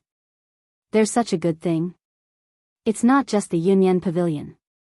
In the past few days, there's also a stage set up by the official road outside the city. It's free to perform. Those who have the money can attend it. Those who don't have the money can also attend it, so the stage at the city gate is for watching plays. If they said that it's free, I would have gone to watch it. Let's go together, wait for me." The commoners did not have much entertainment, so they were naturally happy to watch a play that they could watch for free. The Yunyan Pavilion's theater was filled to the brim. The area around the stage outside the city was also filled with commoners. It was the slack period, so there were not many opportunities like this. The commoners in the surrounding area carried stools before the sun rose. The play was called The Orphan of the Zhao Family. It told the story of an official of the Zhao family from the previous dynasty. Because he often sought justice for the commoners, he offended the nobles in the capital. He was framed by a treacherous official and his family was exterminated. The surviving orphan of the Zhao family endured for many years to avenge his family. The story of the play was twisted and bizarre, with climax after climax. At the end, the orphan of the Zhao family killed the treacherous official with his own hands to avenge his father. It was so satisfying that the commoners could not help but think of Do-E's injustice. The commoners loved to watch plots where good had good karma and evil had evil retribution. This was not the only reason why the play was so popular. It was also because the content of the play was not fabricated. Instead, it was based on the original. The official of the Zhao family in the play was Li Yi, the assistant minister of the Ministry of Personnel, whose entire family was exterminated because of the crime of treason. The empress had already informed the 36 counties of the Great Zhou of his injustice. Most of the commoners knew about it. Sigh, he's already dead. What's the use of redressing the injustice? Why can those people still use the death exemption golden medallion to save their lives? They should all be buried with that lord. It's a pity that the imperial court is controlled by those people. That lord's daughter had no way to redress the injustice. She was forced to take revenge on those corrupt officials. I wonder how the imperial court will deal with her. What else can they do? They'll definitely give her the death penalty. After all, she violated the law, *T the law. Is the law used to protect the murderer? The law can't give justice to others, but it doesn't allow them to seek justice for themselves. Why can those people continue to enjoy glory, splendor, and wealth after framing others and destroying their families? Why can't even leave behind the last bloodline of those who were wrongfully killed? What kind of *T justice is this? The imperial court announced this to the world and let the commoners of the 36 counties know about this matter. They originally wanted to give justice to Li Yi. Unexpectedly, after the commoners learned about the inside story, they became even angrier. The official who was framed for treason was redressed, but what about those who harmed him back then? They were still alive and well and continued to be people above others. However, that lord's only descendant was going to be executed. What was the point of such redressing? The so-called law was only used to restrain the commoners. Those nobles could treat the law as nothing. With a token, they could avoid the death penalty. In their eyes, the commoners were no different from livestock that could be killed at will. Under such anger, someone finally could not help but say, if that lord's bloodline is cut off, there will really be no justice. Why don't we protest the imperial court with blood and protect that lord's bloodline? As soon as this was said, it immediately received the response of many people below the stage. I agree.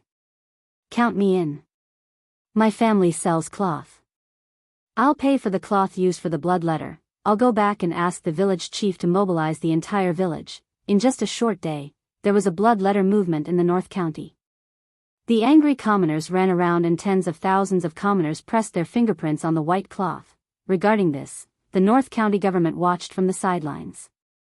At the same time, in Yantai County, a few commoners walked out of the theater and discussed among themselves. So County Officer Yu is the prototype of the villain in the play. He really deserves to die. To think that I felt sad for him. He framed a good person in exchange for a promotion. Too hateful. I heard that someone outside the city wrote a blood letter to protest the imperial court. I'm going. Do you want to come? Let's go. Yushan County. So this is the reason why the two lords died. The case back then has been investigated. Even if they didn't die, they would be beheaded by the imperial court. Pfft, they deserved it. Danyang County. Nanyang County. Yuntai County.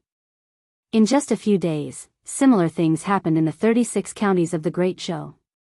After the local government learned of the inside story, to prevent civil unrest, they ordered the commoners to stop gathering. However, the letter was secretly passed down from village to village, Shendu. After the case was revealed, the punishment for the people involved in the case back then was quickly implemented. Other than a few main culprits, the officials who joined forces to impeach Li Yi back then were just following the trend. Now, they were only fined their salaries and were not punished too much. Just by punishing a few main culprits, there was already a huge loophole in the 6 ministries. The 3 provinces were also in a mess. If the accomplices were to be held accountable one by one, the imperial court would probably completely collapse. The left assistant minister of the Ministry of Personnel, Chen Jian, had already been executed. As for the others, because they had the death exemption token, no one could do anything to them. In the hall of the Secretariat, Li Mu opened a letter. The contents of the letter were about an official urging the imperial court to quickly deal with the assassination of the 5 officials.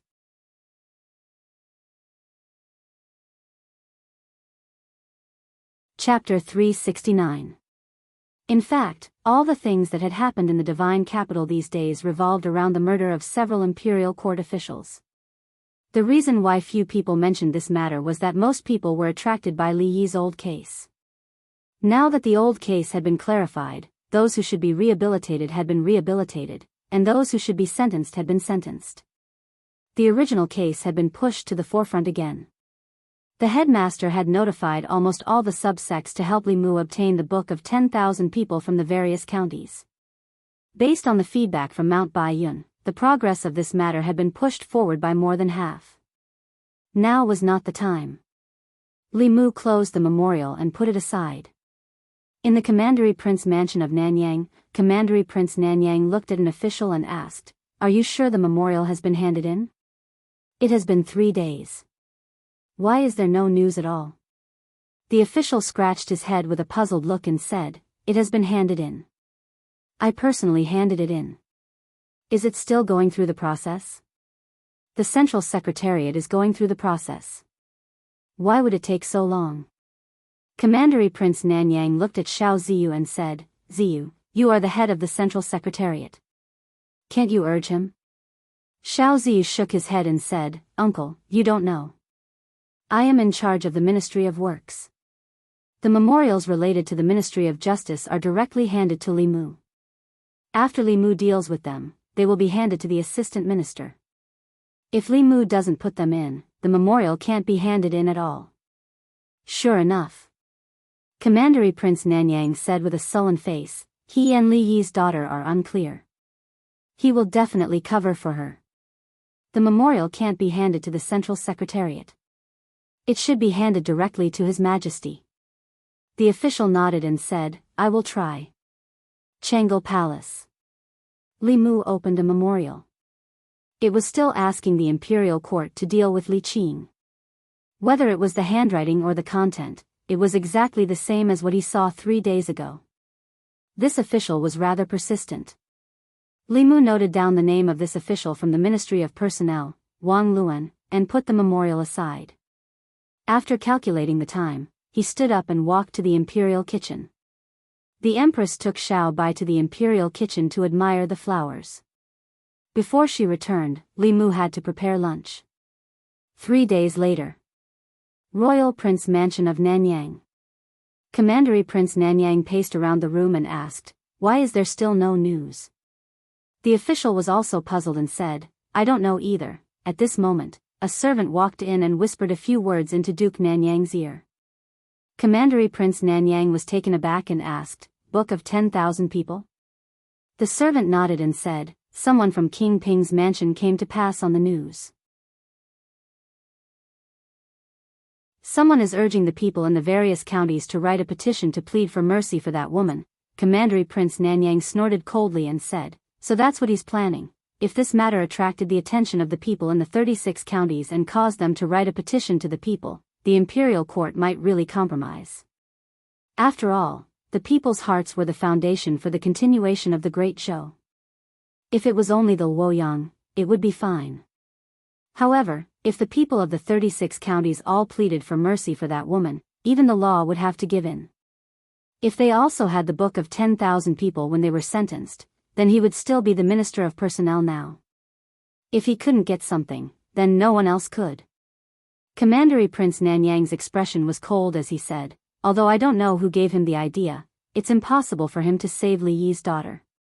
How dare he hold the people's hearts hostage and make the Ministry of Personnel send the consecrated department to destroy all the book of 10,000 people. After all these years of operation, the Ministry of Personnel had been built into an iron bucket by him.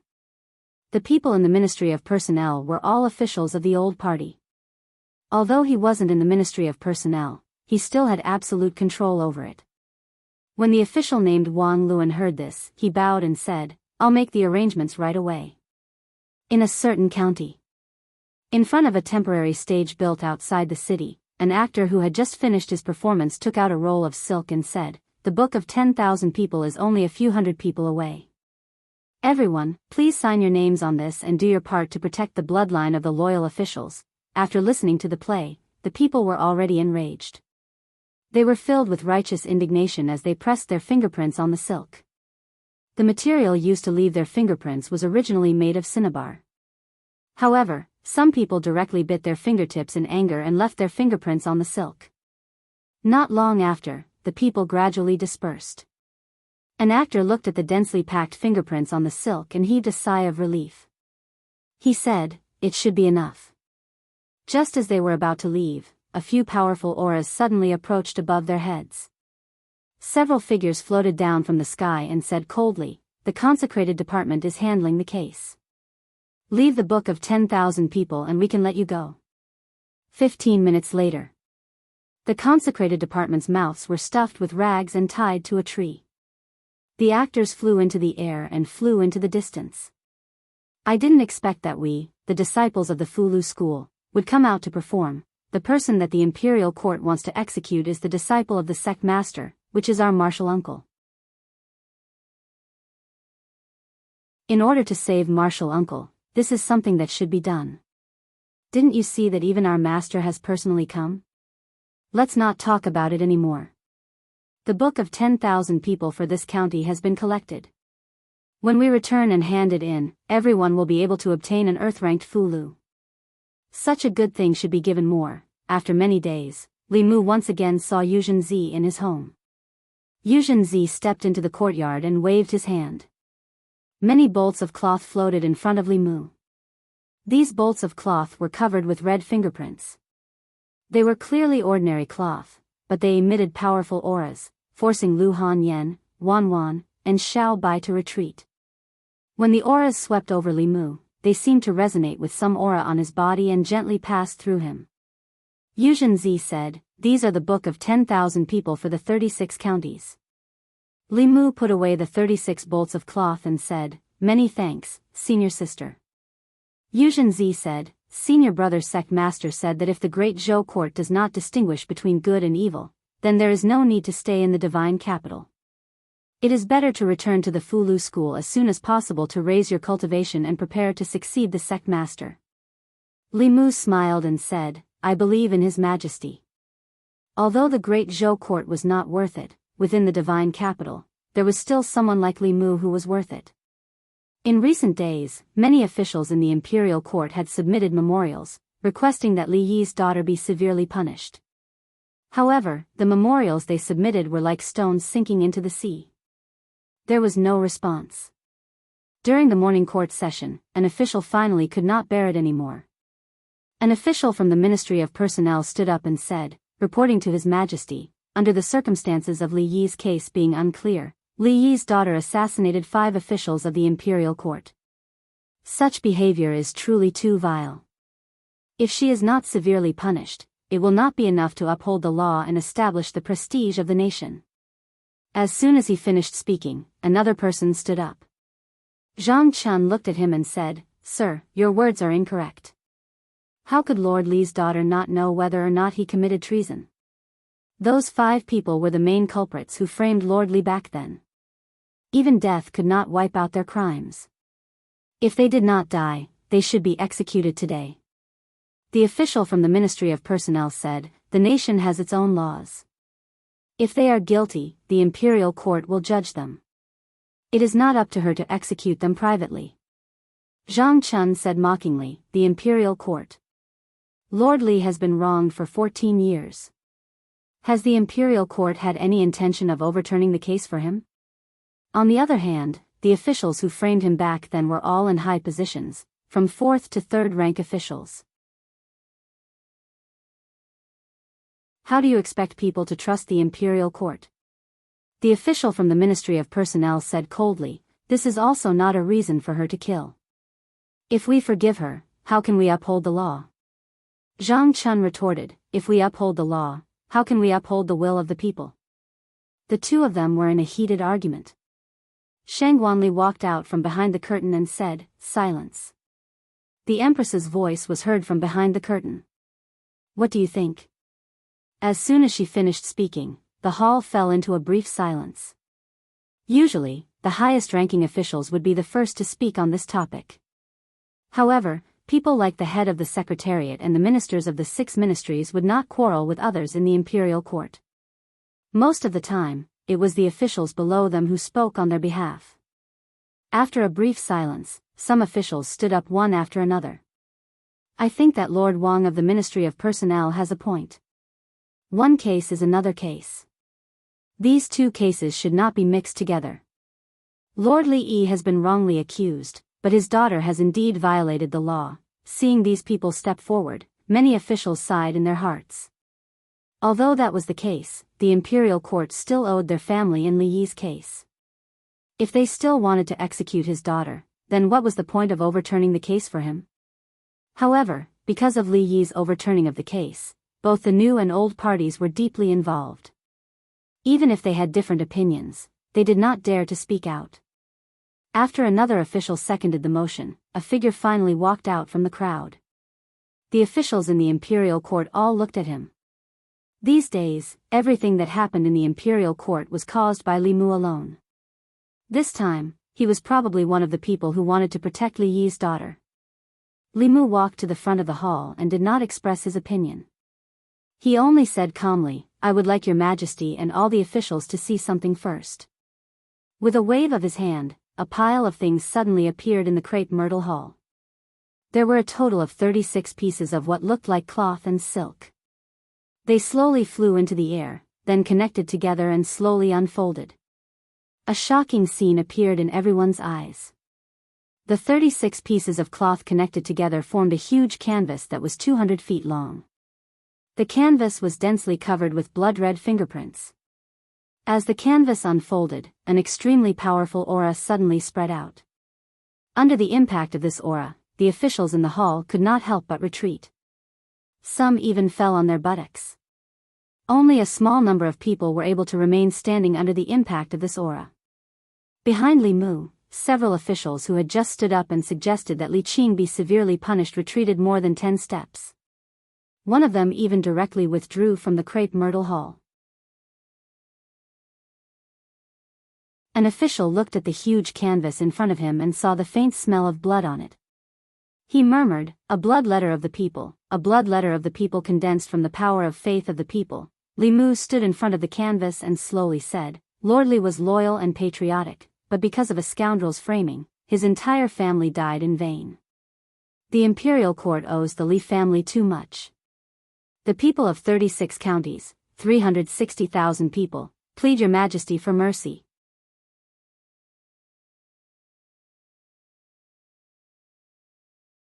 Chapter 370. In the crepe myrtle palace, the 36 scrolls of the Book of the People floated in front of the officials. Although there were no words on the unfurled white cloth, the fingerprints and palm prints represented the wishes of the people. The will of the people could not be deceived, nor could it be defied. This was the foundation of the great show. Under the pressure of the Book of the People, the officials who had just stepped forward to request the execution of Li Yi's daughter found it difficult to speak again. They could no longer speak. After Li Mu took out the Book of the People, if they spoke again, the opposition would not be from Li Mu, but from the will of the people. For the imperial court, in the face of the will of the people, there was nothing that could not be compromised, including them. The noisy imperial court suddenly quieted down. After a long period of silence, a figure slowly stepped forward. Zhang Chun bowed and said loudly, "Your Majesty, please have mercy." His voice echoed in the crepe myrtle palace. Soon, another official took a deep breath and slowly stepped forward. He bowed and said, "Your Majesty, please have mercy. Your Majesty, please have mercy. Your Majesty, please have mercy. Your Majesty, please have mercy." One figure, 2 figures, 3 figures. In the hall filled with the will of the people, more and more officials stepped forward. Finally, at the front of the crowd, the head of the Secretariat held up his ceremonial tablet and said, "The will of the people cannot be defied. The former assistant minister of the Ministry of Personnel, Li Yi, suffered 14 years of injustice. The people pity him. This is Li Yi's death, and also the imperial court's death. I implore your majesty to comply with the will of the people and show mercy. The two attendants also sighed softly and stood out. Although Li Yi's daughter violated the law, but considering that her family was framed by treacherous officials and suffered great injustice, and the people she killed were all guilty officials, I implore your majesty to show mercy. The will of the people cannot be defied. Your majesty, please have mercy, the head of the secretariat and the attendants all pleaded. Finally, even the head of the officials, stepped forward and said slowly, the will of the people is the most important.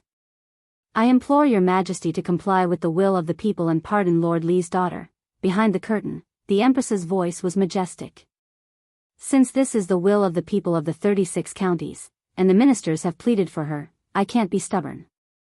After the court, the secretariat will immediately draft a pardon. Imperial Ancestral Temple. Li Mu walked into the deepest part of the prison and said, open the door. The prison guard behind him immediately took out the key he had prepared and opened the cell door. Li Mu walked into the cell, reached out his hand to Li Qing and said, let's go home. Outside the imperial city, a large crowd had gathered on the wide street. Countless gazes were focused in the direction of the palace gate. Until two figures walked out of the palace. It's young Lord Li. The woman beside him is Lord Li Yi's daughter. Has the court finally pardoned her? Lord Li Yi has a descendant. Seeing the two of them walk out side by side, the commoners spoke excitedly. Li Mu and Li Qing walked out of the palace and back to the Li residence. The people of Shendu followed them all the way. Standing in front of the Li mansion, Li Qing raised her head and looked at the plaque with the words, Li Mansion, written on it. It stood there for a long time. Creak, the door of the Li mansion slowly opened from the inside. Lu Hanyan walked out and looked at Li Qing. She smiled and said, welcome home. In the crepe myrtle palace, when Li Mu took out the book of 10,000 people from the 36 counties, some people had already lost. Once the book of 10,000 people, which represented the will of the people, the court officials, whether they were willing or not, only had one choice. In the end, under the lead of a few officials from the 3 provinces, all the court officials pleaded for mercy. In addition to the push of the people's will, the empress could only reluctantly comply with them and pardon Li Qing. In the Li mansion, Li Mu sat cross-legged on the bed. The telekinesis in his body was almost full. When he walked out of the palace with Li Qing, the entire street was covered by telekinesis. He had just taken out the spiritual jade from the flask space. In just a moment, the spiritual energy in the spiritual jade would be completely absorbed. Even the speed at which he took out the spiritual jade could not keep up with the speed of absorption. At this moment, in the North Court, with the Li mansion as the center, a huge spiritual energy whirlpool had formed. The spiritual qi in the air of the entire divine capital was gathering towards the Li residence in the northern garden. In the divine capital, some of the more powerful cultivators had already noticed the abnormality. Especially those who lived in the North Court, they could clearly feel that the spiritual energy in the surroundings was becoming more and more abundant. However, when they tried to absorb it, they realized that they could not absorb any spiritual energy at all. The huge spiritual energy whirlpool in the North Court was violently absorbing all the spiritual energy in the surroundings. Someone is breaking through. What exactly is this person's cultivation? How could he cause such a huge commotion? Countless figures flew up from all directions and looked in the direction where the spiritual energy was gathering. That place is the Li mansion. This familiar feeling. Could it be that Li Mu is also cultivating telekinesis? It's the same as Li Yi back then. No wonder his cultivation speed is so fast at such a young age. He actually dares to cultivate this path. Such a fast and domineering way of gathering spiritual energy was not something a normal cultivation path could achieve. Even a spirit gathering array was far from it. Only telekinesis could have such an effect. The path of telekinesis was the fastest way to improve one's cultivation among all the paths of cultivation. The reason why so few people cultivated it was not because they did not want to, but because it was too difficult. Telekinesis originated from the people. To win the people's trust, one had to stand on the people's side. However, the interests of the people and the interests of the people in power were often contradictory. To stand on the people's side was to stand on the opposite side of the people in power. To walk on this path, one had to dare to do what ordinary people did not dare to do. There had been people who had done this before, but they had all died. After that, very few people walked on this path. If Li Mu did not have the Empress's protection, he would have been like Li Yi back then. His entire family would have been executed countless times. It was also because of the Empress's protection that he could walk to this day and become a righteous person in the hearts of the people in the divine capital. He relied on the people's telekinesis to quickly break through. The spiritual energy vortex above the Li mansion spun for more than 2 hours. It almost sucked out all the spiritual energy in the divine capital before it slowly dissipated. At the same time, Li Mu, who was sitting cross-legged on the bed, slowly opened his eyes. The divine light in his eyes was restrained. The aura on his body was also extremely obscure. In the past, he was a sharp sword. Now, he had hidden his edge. Saving Li Qing was something he had to do. It was also in accordance with the people's will. With this, the telekinesis of the people in his body reached its peak. It allowed him to break through to the 5th level in one go. It also allowed him to resolve one of his obsessions. Li Mu walked out of the room. Hyun Jinko stood in the courtyard and smiled. "Congratulations, junior brother." Li Mu clasped his hands and bowed to the two of them. "Thank you for your help these days, senior brother and senior sister." Hyun Jinko said, "There's no need for thanks between fellow disciples." Yuzenzi said calmly, "The disciples of the Fulu school are not to be bullied." Hyun Jinko continued, "Junior brother, you just broke through. Your magic power is not stable yet. First stabilize your cultivation. As for other things, it won't be too late to talk about them later." Li Mu said, "I'll stabilize it later. I still have something to do. I have to go out for a while." Outside the palace, Li Mu and Li Qing stood side by side as they watched Zhou Zhong walk out of the palace. His hands were shackled by iron chains and his dermic powers were also sealed. This chain would only be removed when he arrived at the place of exile. 2 Fifth Realm worshippers stood behind him. They would escort him all the way to the place of exile. Zhou Zhong looked at Li Qing with a gentle gaze. Finally, he looked at Li Mu and said, "When you have time, go to the Ministry of Justice and find Wei Peng. He has something that I left for you." Wei Peng is a promising talent. With a little promotion, he can take on great responsibilities. Li Mu nodded and said, "I understand." Zhou Zhong looked at Li Qing again and said, "Listen to Li Mu in the future. Don't be so rash. He knows how to protect you better than I do." Li Qing lowered her head and said softly, "Okay." Zhou Zhong finally looked at Li Mu and said, "Take good care of Qing."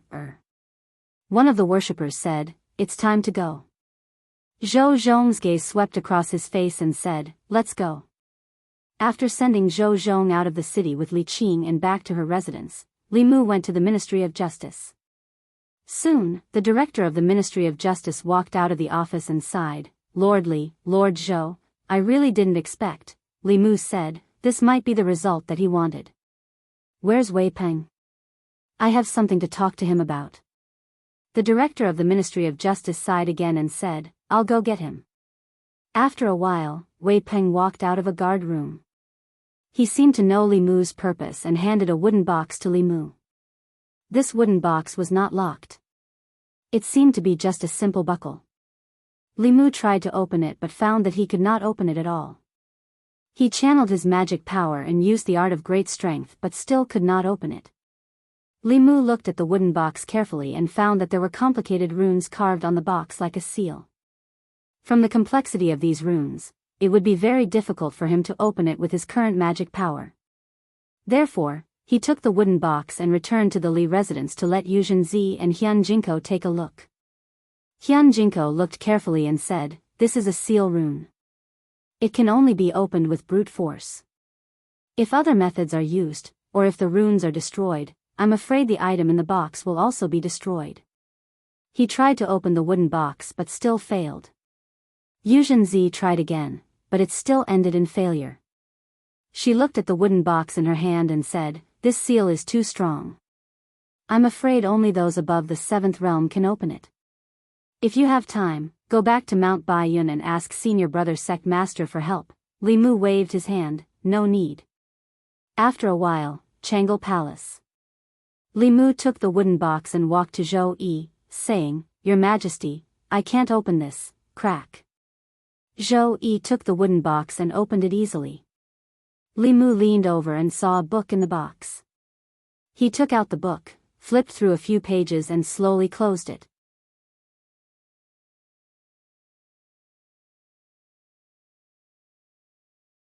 Chapter 371. In Changle Palace, Li Mu handed the booklet to Zhou Yi and asked, "Your Majesty, how should we deal with these people?" Zhou Yi flipped open the booklet and glanced at it a few times. Then, he asked Li Mu, "What do you think?" Li Mu thought for a moment and said, "I think that the Great Zhou's imperial court has been suffering from a chronic problem for a long time. The court officials have formed cliques for personal gain, and in order to suppress dissidents, they will do anything. If we want to cure this chaos, we need to use strong medicine. Your Majesty can also take this opportunity to support some of your trusted aides." Zhou Qiong rubbed the space between his brows and said to Li Mu, "I'll leave this matter to you." Li Mu bowed and said, "I obey." The booklet Zhou Zhong gave him recorded the crimes of many officials of the two parties over the years. Some of them were corrupt, some of them took bribes, some of them bent the law for personal gain, and some of them abused their power. These records filled the entire booklet. A month ago, Li Mu felt that the imperial court should still be stable. Over the past month, Li Mu gradually realized that the Great Zhou's imperial court had a problem from the root. Rather than maintaining the stability on the surface and letting them slowly nibble away at the decaying Great Zhou, it was better to cut the Gordian knot and use strong medicine to weaken the old and new factions. At the same time, power would gradually return to the hands of the Empress. When the Empress completely controlled the imperial court, whoever passed the throne of the Great Zhou to would have nothing to do with the old and new parties. Even if the Empress didn't pass the throne to the Zhou clan or the Shao clan, it would be her own business to pass the throne to her own son. Or, if the Empress's cultivation reached the 8th level, then no matter how strong the old and new parties were, they wouldn't even have the right to protest under absolute power. In that case, who would dare to bully him in the entire Zhou province, let alone the imperial court? Unfortunately, this could only exist in Li Mu's imagination. The Empress' 7th level came more from her inheritance than from her own cultivation. Unless she encountered a greater opportunity, the 7th level was the peak that she could reach in this lifetime. At present, all the 7th realm powerhouses that Li Mu knew, including Xian Jizi, were promoted to the upper realm through inheritance. Zhou Yi leaned against the dragon throne and propped up his head. He said, "I'm a bit tired. Here are a few memorials. Help me take a look." Li Mu moved a chair and sat in front of the table.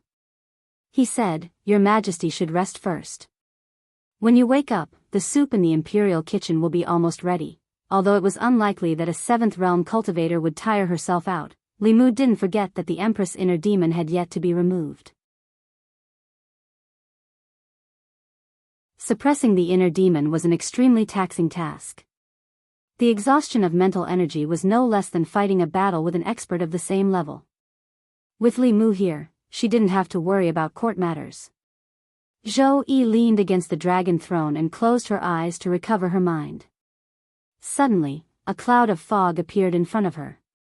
When the fog dissipated, she was no longer in Changle Palace, but in the Imperial Garden. Zhou Yi quickly realized that this was a dream. As a 7th realm cultivator, she could control her body and consciousness. However, dreams didn't seem to have much to do with a person's consciousness. Instead, it was dominated by another consciousness. She wanted to withdraw her consciousness from the dream, but she heard a sound coming from the depths of the Imperial Garden. This made her change her mind. She was also interested in the contents of the subconscious fantasy. Thus, she walked along the path of the imperial garden and slowly walked into the depths. As she walked, the conversation in the depths of the garden gradually became clear. This orange is very sweet. It's a tribute orange from Jiangnan. Try it. I want you to feed me. Nonsense. Humph, you're not even willing to do this for me. You don't love me anymore. Okay. Open your mouth. In the depths of the garden, there seemed to be a couple passionately in love. Zhou Yi had never experienced love, so she didn't feel envious. She just felt that even the fragrance of the flowers in the imperial garden couldn't cover up the sour smell in the air. Just as she was about to leave, the couple sitting in the pavilion suddenly turned around. In the pavilion, the other her was peeling the orange with a smile and sending the orange pieces into the mouth of the person in her arms. And the person nestled in her arms was actually Changle Palace. Zhou Yi, who was lying on the rocking chair, suddenly opened her beautiful eyes. Fine sweat even seeped out of her forehead. After Li Mu finished reading the last memorial, he inadvertently glanced over and found that the Empress had woken up. Then, he asked with some surprise, "Your Majesty, are you very hot?" Zhou Yi looked at Li Mu. The scene in her mind appeared again.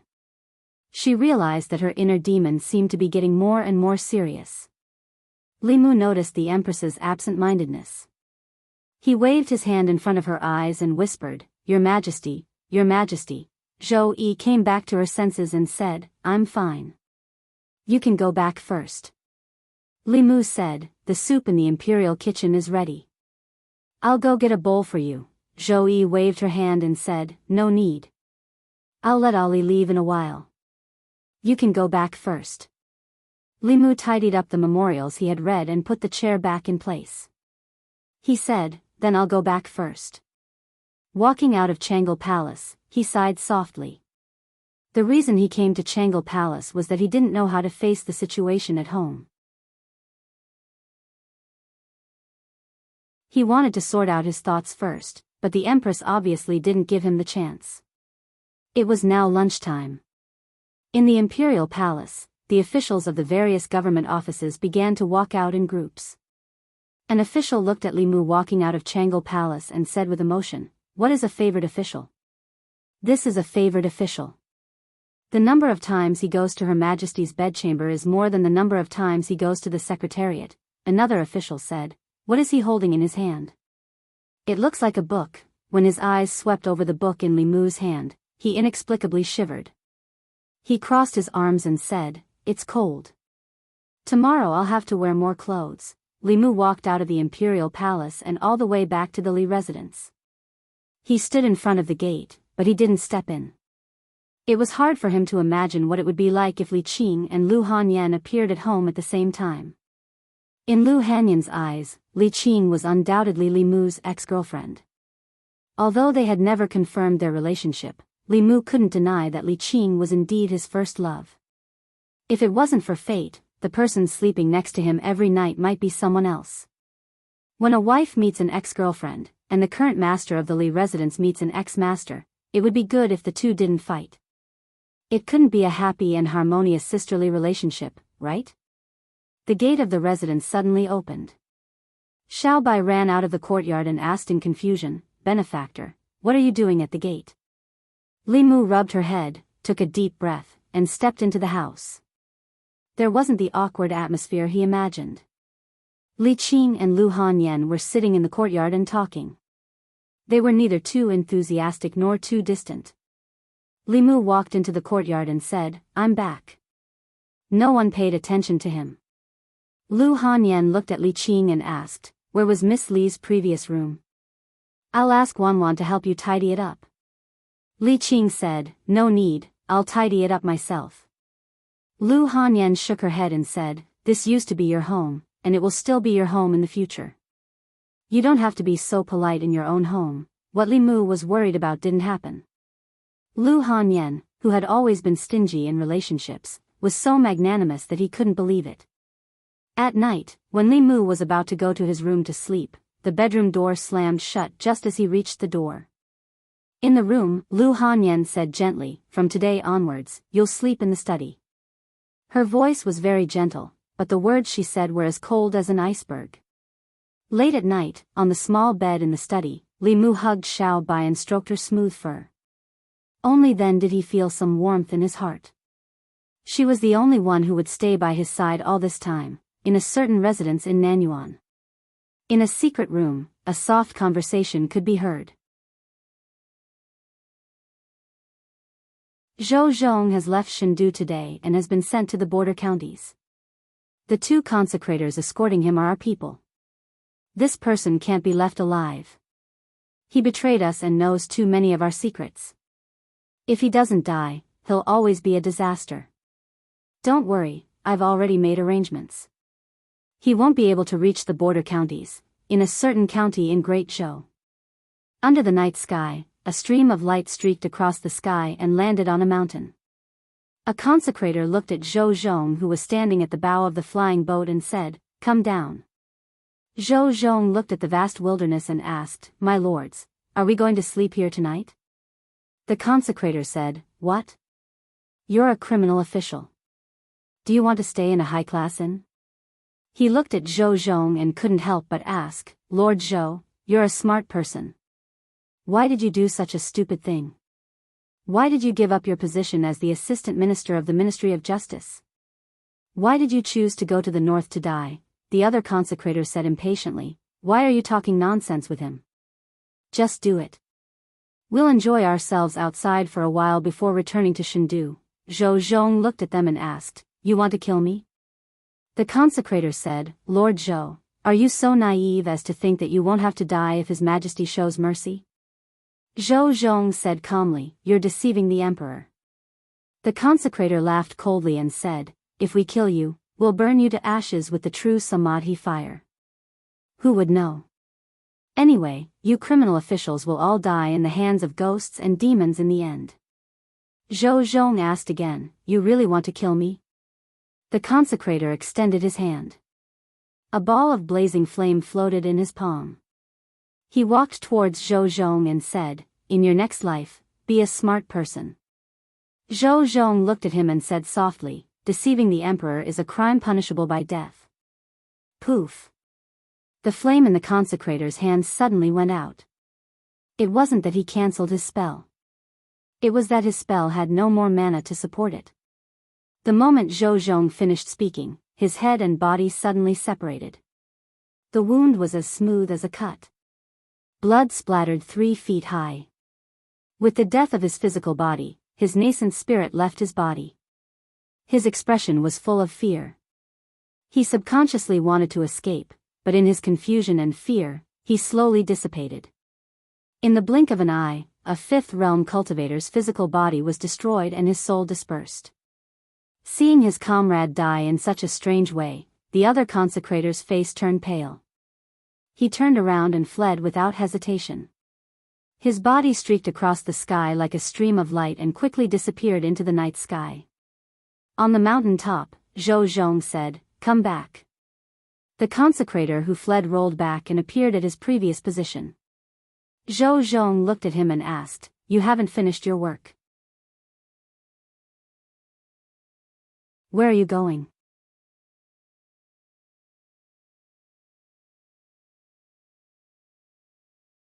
Chapter 372.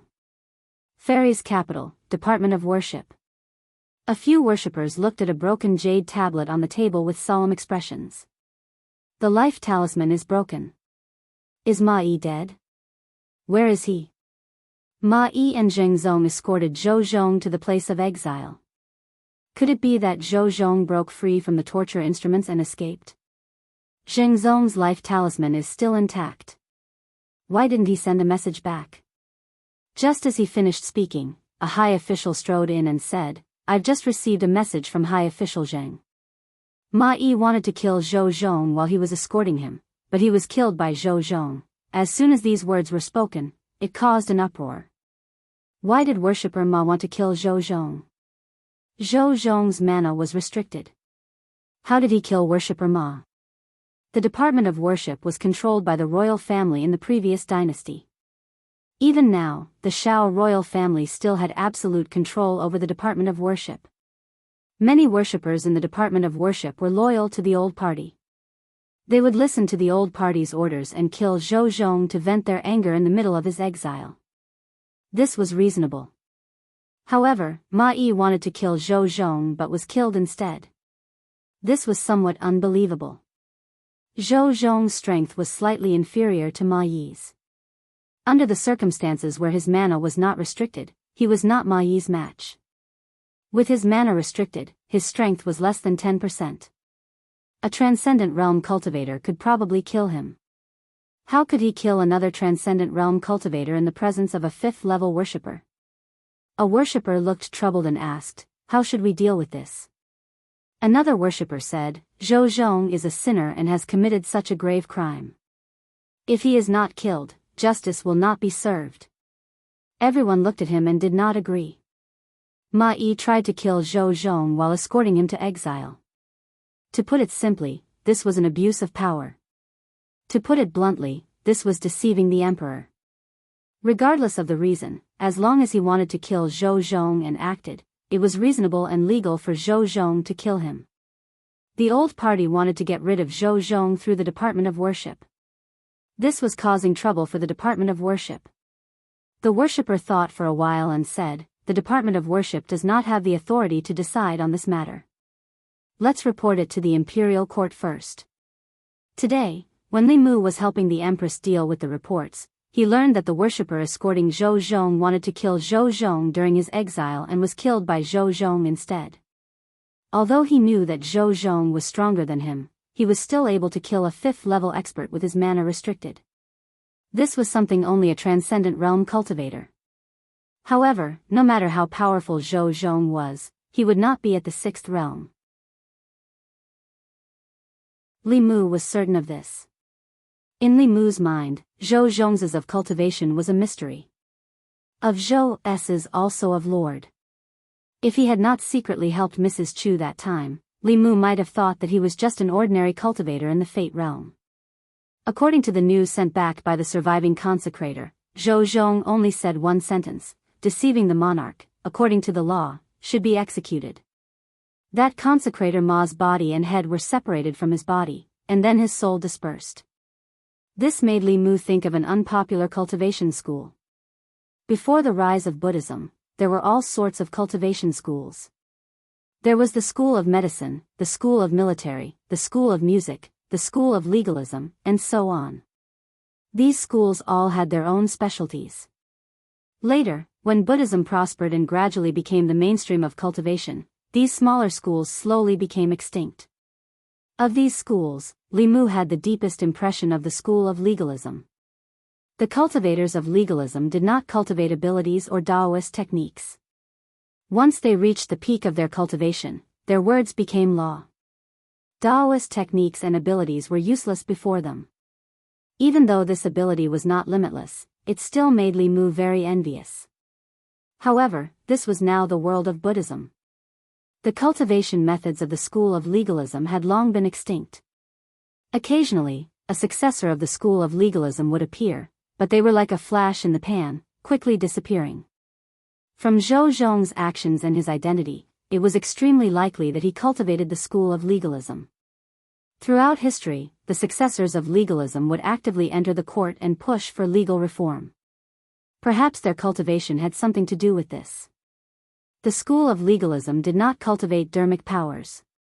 Their attacks were more like Taoist techniques.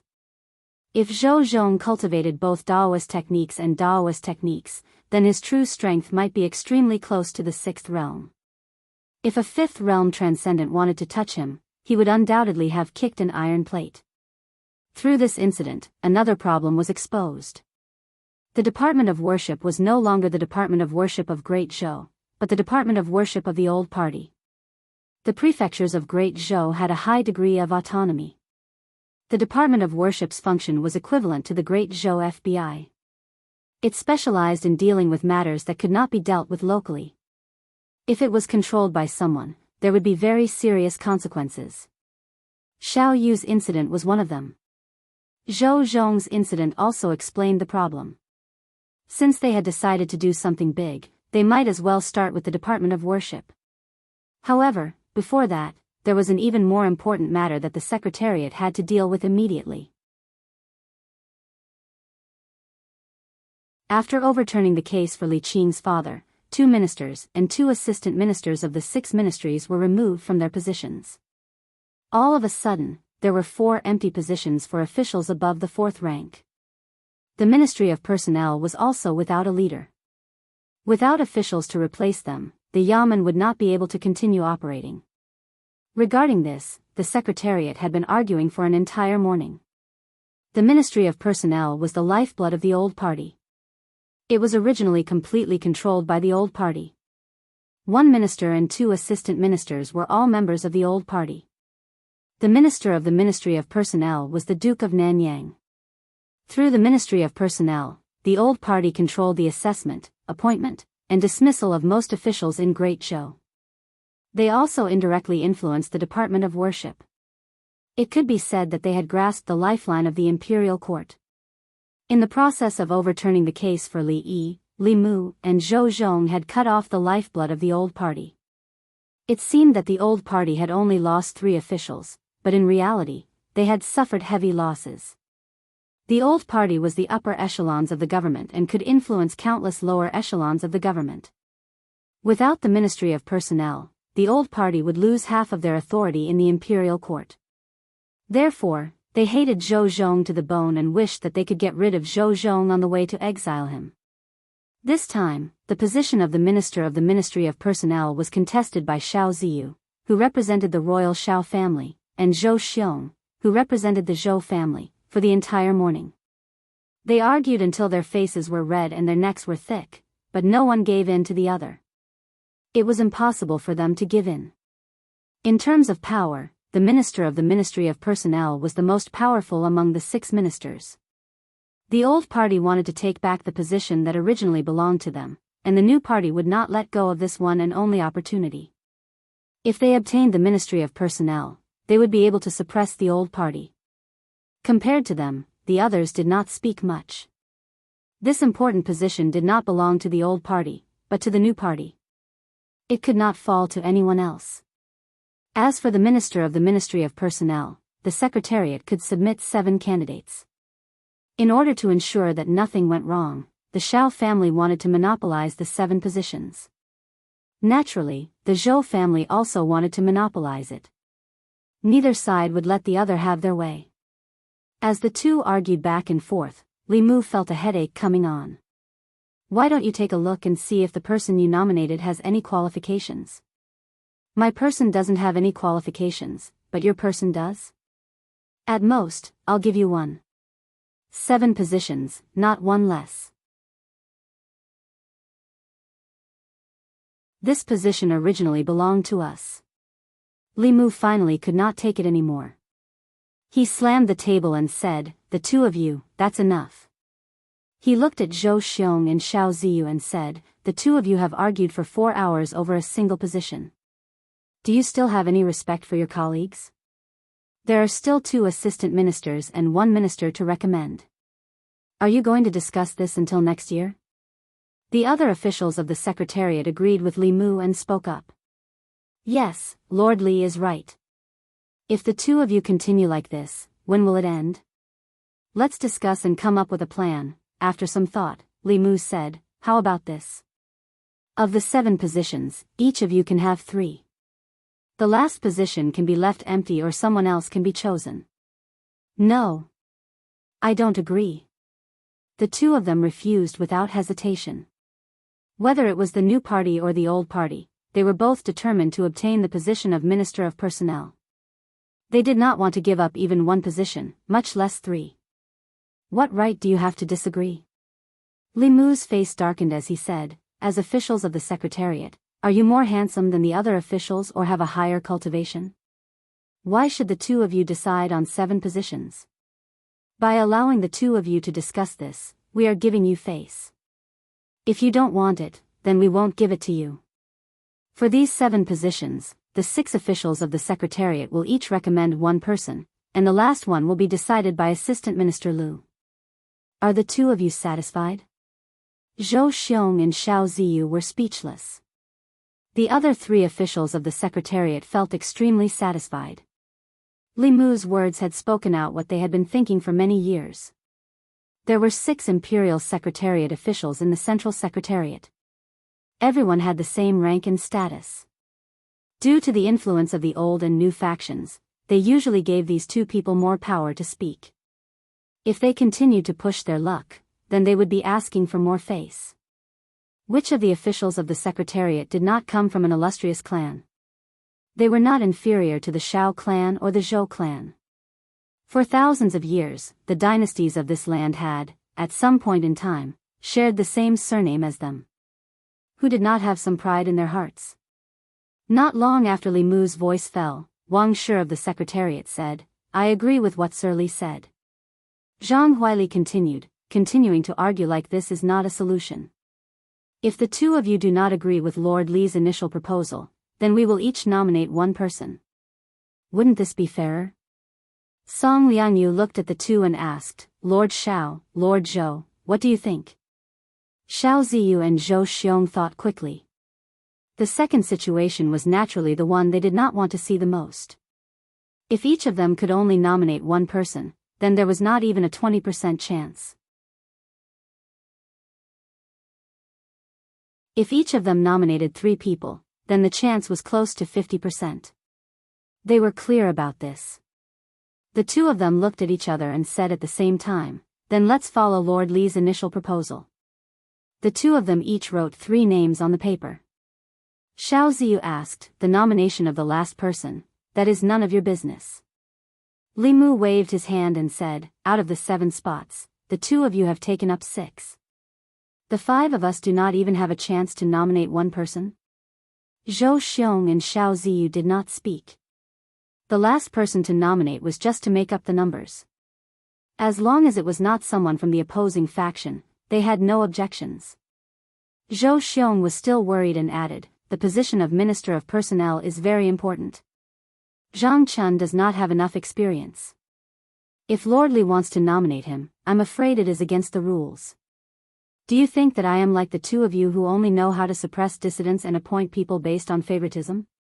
Li Mu looked at him with disdain and said, "Besides, even if it is a nomination, the final decision is made by His Majesty. Do you think that I can make the decision for the Minister of Personnel?"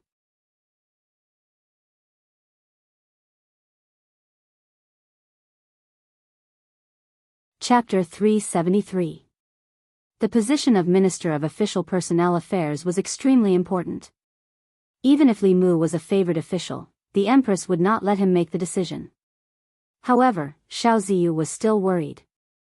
He asked, "If I may ask, who would you like to nominate?" Li Mu actually wanted to nominate Zhang Chun. After all, he owed old Zhang a lot of favors. If he became Minister of Official Personnel Affairs, he would have the right to apply for a 5-sectioned house from the imperial court. He would have servants and maids. However, the Minister of Official Personnel Affairs was a 3rd-rank official. He was now a 5th-rank official. No matter how he skipped a rank, he could not let the Shindu Medallion directly promote him to Minister of Official Personnel Affairs. If it was not Zhang Chun, it did not matter who else was. Li Mu thought for a while and said, "Lu Qing, the Assistant Minister of Rights." It was sad to say that after being in the imperial court for so long, others had formed cliques and cliques, but he did not even have anyone to do so. In fact, when it came to nominating for the position of Minister of Official Personnel Affairs, he could only think of Lu Qing, the Assistant Minister of Rights. Xiao Ziyu looked at Li Mu in surprise and said, "The Assistant Minister of Rights has just been promoted. Isn't it too frequent to promote him to Minister of Official Personnel Affairs in such a short period of time?" Li Mu looked at him and said, "Why don't we give this opportunity to Lord Xiao?" Before Xiao Ziyu could answer, Zhou Xiong immediately said, "Lu Qing is Lu Qing then. He's currently at rank 4. It's fine as long as he has the qualifications to be nominated for rank 3. You're meddling too much, aren't you?" Lu Qing had just been promoted to Assistant Minister of the Ministry of Rights not long ago. In principle, it was impossible for him to be promoted to Minister of the Ministry of Personnel in the near future. In this way, the uncertainty of the last position could be eliminated. Wasn't nominating Lu Qing much better than Li Muzhen nominating a capable and experienced official? Although Zhou Xiong did not like Li Mu, he would not blindly oppose him at a time like this. Li Mu looked at the other three officials of the Secretariat and asked, I am just randomly nominating someone. Do the other three have any thoughts? The other three secretaries shook their heads in unison. Wang Shi said, let's listen to Sir Li. Both the new and old parties were determined to win the position of Minister of Personnel. It was useless for them to nominate him. Li Mu and Lu Qing were neither relatives nor friends. Nominating him was just to make up the numbers. Since it was just to make up the numbers, it didn't matter who made up the numbers. Under Li Mu's forceful intervention, Zhou Xiong and Xiao Ziyu made a compromise, and the candidate for the Minister of Personnel was finally decided. Zhang Huili said, next, it's the two assistant ministers' turn. Xiao Ziyu quickly added, it's best if the position of assistant minister of the Ministry of Personnel is taken up by an official familiar with the Ministry of Personnel's affairs. It's more than suitable for the position to be replaced by two ministers of the Ministry of Personnel. There's nothing else to discuss. The other three officials from the Secretariat still did not express any opinions. In the past few years, the old party had already built the Ministry of Personnel into an iron bucket that was impenetrable. The two directors of the Ministry of Personnel were also officials from the old party through and through. They would not easily let others interfere. Li Mu looked at Xiao Ziyu and said indifferently, in my opinion, we should ask His Majesty to reduce the number of officials in the Secretariat.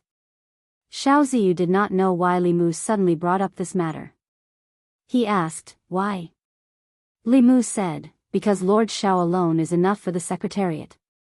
You alone can make the decision for the important matters that require 6 Secretariat secretaries to discuss. The few of us are paid by the Imperial Court, but we don't do anything for the court. We really feel guilty. Xiao Ziyu's face turned red. Li Mu was blatantly saying that he acted arbitrarily. Zhou Xiong was somewhat gloating. He said, Lord Xiao is too domineering. Why don't you just decide on His Majesty's behalf who will take these 2 positions? Xiao Ziyu's face darkened. Then what do you think we should do? Zhou Xiong said, it's very simple. The 6 of us will each nominate 1 person. The last person will be decided by Assistant Minister Lu or Lord Head of the Secretariat. In any case, the new party would not be able to get either of the 2 assistant minister positions in the Ministry of Personnel. He did not mind muddying the waters so that the old party would not be able to get them either. Zhou Xiong's words pushed him to the opposite side of everyone. Xiao Ziyu was silent for a moment. He could only say, that's fair. Let's do it this way. It was rare that the 2 assistant minister positions in the Ministry of Personnel were decided by the 7 of them. The positions of Assistant Minister of the Ministry of Justice and Minister of Works were also contested by 2 people who represented the interests of the old and new parties. Under Li Mu's efforts, a few other people also received a few nominations. The other 3 officials of the Secretariat finally felt a sense of participation. This was actually the norm in the Secretariat. The reason there were 6 officials of the Secretariat was not only because they corresponded to the 6 ministries, but also because these 6 people belonged to different factions. This was to prevent one party or one faction from having too much say in important matters of the court.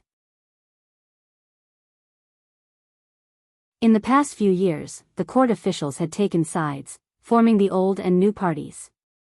They each occupied the court, and the structure of the Secretariat was also affected. It was practically Zhou Xiong and Xiao Ziyu's opinions. This situation finally changed after Li Mu came to the Secretariat. Under the protection of Her Majesty, the old and new parties could not do anything to him. After the 6 officials of the Secretariat decided on the candidates for the positions, they handed them over to the Assistant Minister of the Secretariat and the head of the Secretariat. If the officials of the Secretariat had no objections, they would send them to the Ministry of Martial Arts. After the Ministry of Martial Arts verified the candidates, they would hand them over to the Empress to decide on the final candidates. Among them, there were restrictions on the monarch's authority and also restrictions on the monarch's authority. For officials of this level, even the Empress could only choose from the people appointed by the Secretariat. The Secretariat only had the right to recommend but not the right to decide. Of course, the past emperors all had their own trusted aides in the Secretariat. This way, many things were still decided by the monarch. Li Mu tidied up the memorials and sent them to Changle Palace. He placed them on the table in front of Zhou Yi and said, "Your Majesty, these are the candidates for the Minister of Personnel, the Assistant Minister of the Ministry of Justice, and the Minister of Works. The Secretariat has already chosen them. Please take a look." Zhou Yi flipped through the memorials on the top, picked up the red brush, and asked, "Who do you think is qualified for the position of Minister of Personnel?" Li Mu said, "This is a matter of great importance. Your subject does not dare to speak carelessly." Zhou Yi thought for a moment and was about to circle a name when Li Mu coughed softly. Zhou Yi paused. The tip of the brush brushed past that name and stopped above another name. Li Mu coughed again. The tip of the brush continued to slide down. Cough. Cough. Cough. After several coughs, when the tip of Zhou Yi's brush stopped at the last name, Li Mu finally stopped coughing. Zhou Yi circled the two words, Lu Qing. Li Mu smiled and said, "Your Majesty is wise." Although Lu Qing's qualifications are somewhat lacking, he does not form cliques and does not pursue personal interests. This can prevent one clique from controlling the court through the Ministry of Personnel and causing chaos in the court. After Zhou Yi circled Lu Qing's name, he handed the brush to Li Mu and said, "You can choose the rest." Li Mu took a step back and said, "Your Majesty, you cannot do this. If others know, they will think that your subject is taking advantage of your favor and interfering in the government. Your Majesty should choose." Zhou Yi glanced at him and said, "You are one of my people. Your thoughts are my thoughts. Tell me what you think." Li Mu no longer hid anything. He walked to her side and said, "Your subject knows that your Majesty does not want to be emperor and does not want to be trapped in the imperial palace. However, your subject believes that if your Majesty wants to leave the court, the first thing your Majesty should do is take control of the court. For these important positions, your Majesty should consider placing officials loyal to your Majesty and not officials from the old or new cliques." Zhou Yi said lightly, "Right now, I feel that there is nothing bad about being emperor." Li Mu lowered his head and glanced at her. Right now, she felt that being emperor was not bad because he had helped her do the things that an emperor should do. He had also helped her worry about the things that an emperor should worry about. Apart from showing her face at the morning court every 3 days, had she ever fulfilled any of the duties an emperor should have? Li Mu dared to complain about this in his heart. If he said it out loud, the empress might come to find him in his dreams tonight. Li Mu cleared his throat and said, "As for these candidates, I can give your Majesty some suggestions. The Minister of Personnel is Lu Qing. As for the 2 assistant ministers, one can be given to the Wang family. As for the other, I recommend Zhang Chun. Sir Zhang has always kept himself clean and has never been associated with the old or new cliques. As long as your Majesty gives him a house with 5 courtyards and a few maids, he will work for your Majesty. As for the Assistant Minister of Justice, I recommend the former Minister of Justice, Yang Lin. Although he seems to be from the old clique, there is still room to rope him in. Letting him be the Assistant Minister of Justice can also appease the old clique and lessen their unbalanced mentality of losing the Ministry of Personnel. Finally, the Minister of Works. Although this position is not as important as the Minister of Personnel, it is best to have it in the hands of one of our own. For this position, I recommend the North County Governor, Chen Jingyuan. After Zhou Zhong's matter, the 6 important positions were empty. This affected the hearts of countless people in the imperial court. To quickly calm the hearts of the people, the Secretariat immediately recommended a batch of officials to become the candidates for those important positions. Amongst them, who the 3 officials of the Ministry of Personnel would end up in was something that both the old and new cliques cared about. The final result would affect which party would control the Ministry of Personnel in the future and influence the imperial court to the greatest extent. The Secretariat did not have to wait for long before the Changle Palace had a result. The current Assistant Minister of Rights, Lu Qing, was moved to the Minister of Personnel. Zhang Chun, Imperial Clan Temple Governor, was moved to the left Assistant Minister of Personnel. At the same time, he held the positions of Imperial Clan Temple Governor and Imperial Clan Temple Governor. Wang Xing was moved to the Ministry of Personnel as the Right Assistant Minister. The Minister of Justice, Yang Lin, was promoted to Assistant Minister of Justice. The person who was chosen to be the Minister of Works was even more surprising. It was the North County Governor, Chen Jingyuan. Very few people in the Imperial Court knew this name. Apart from the selection of the Assistant Minister of the Ministry of Justice as expected, the final selection of the other important ministers were all shocking. The Secretariat. Looking at the name list that returned from Changle Palace, the names behind the few important positions were actually the officials that Li Mu used to make up the numbers. Xiao Ziyu and Zhou Xiong reacted at the same time. Not good. We fell into a trap again.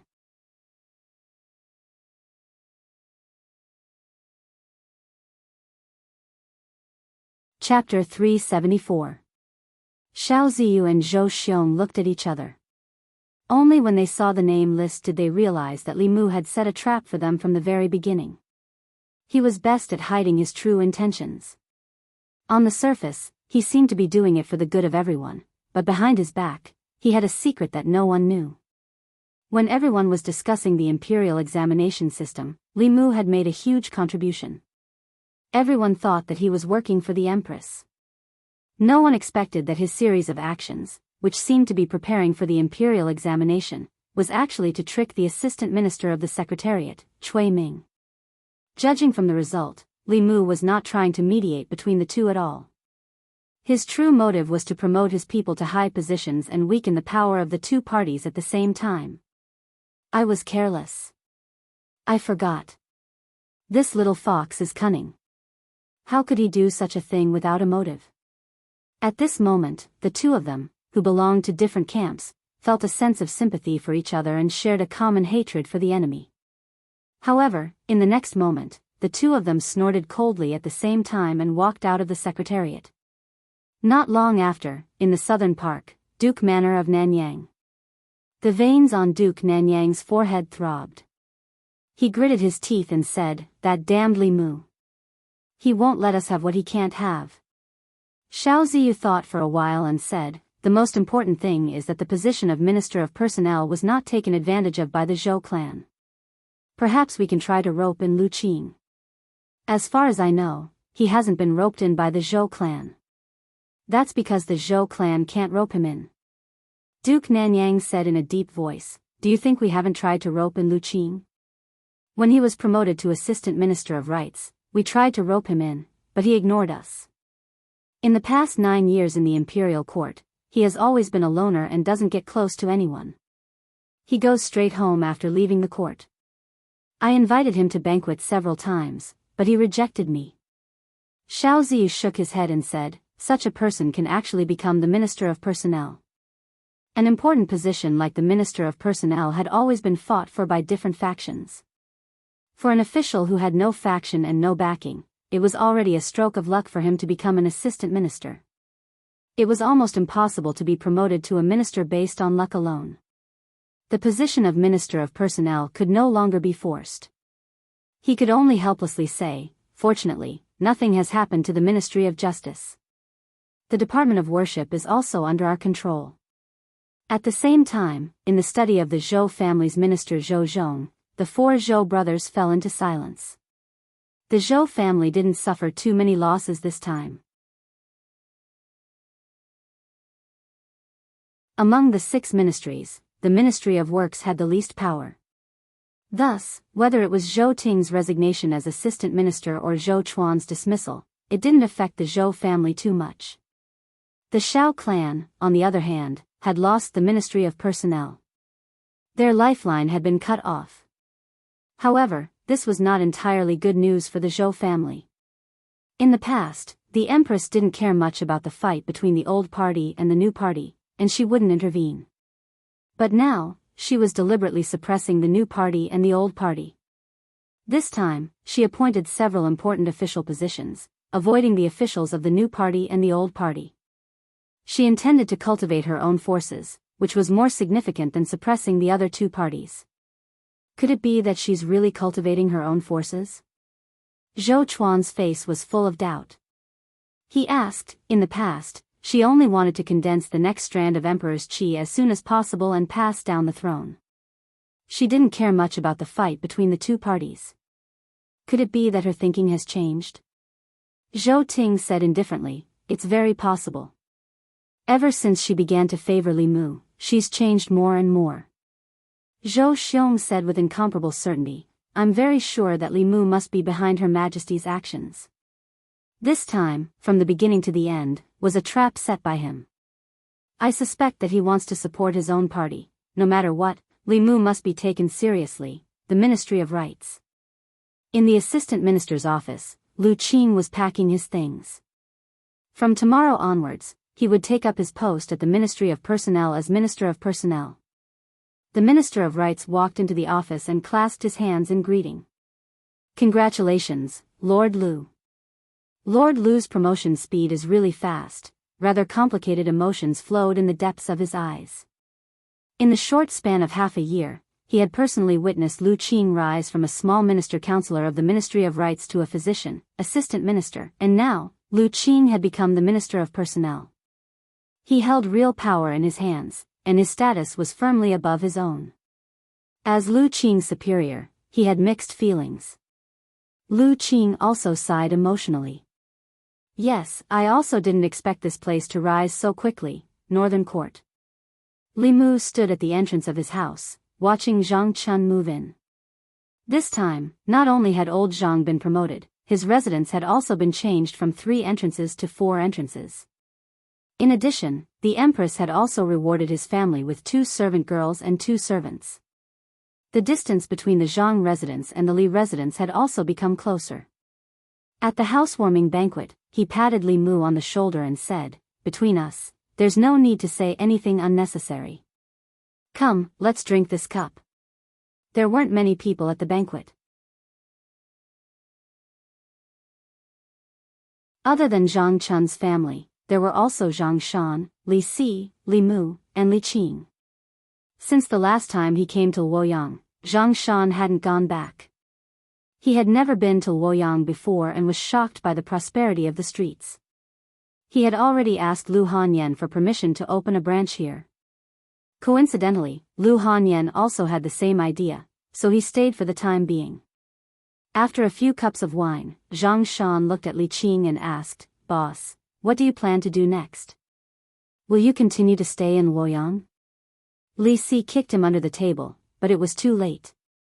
Li Qing was silent for a moment, then said, in 2 days, I should return to Mount Baiyun.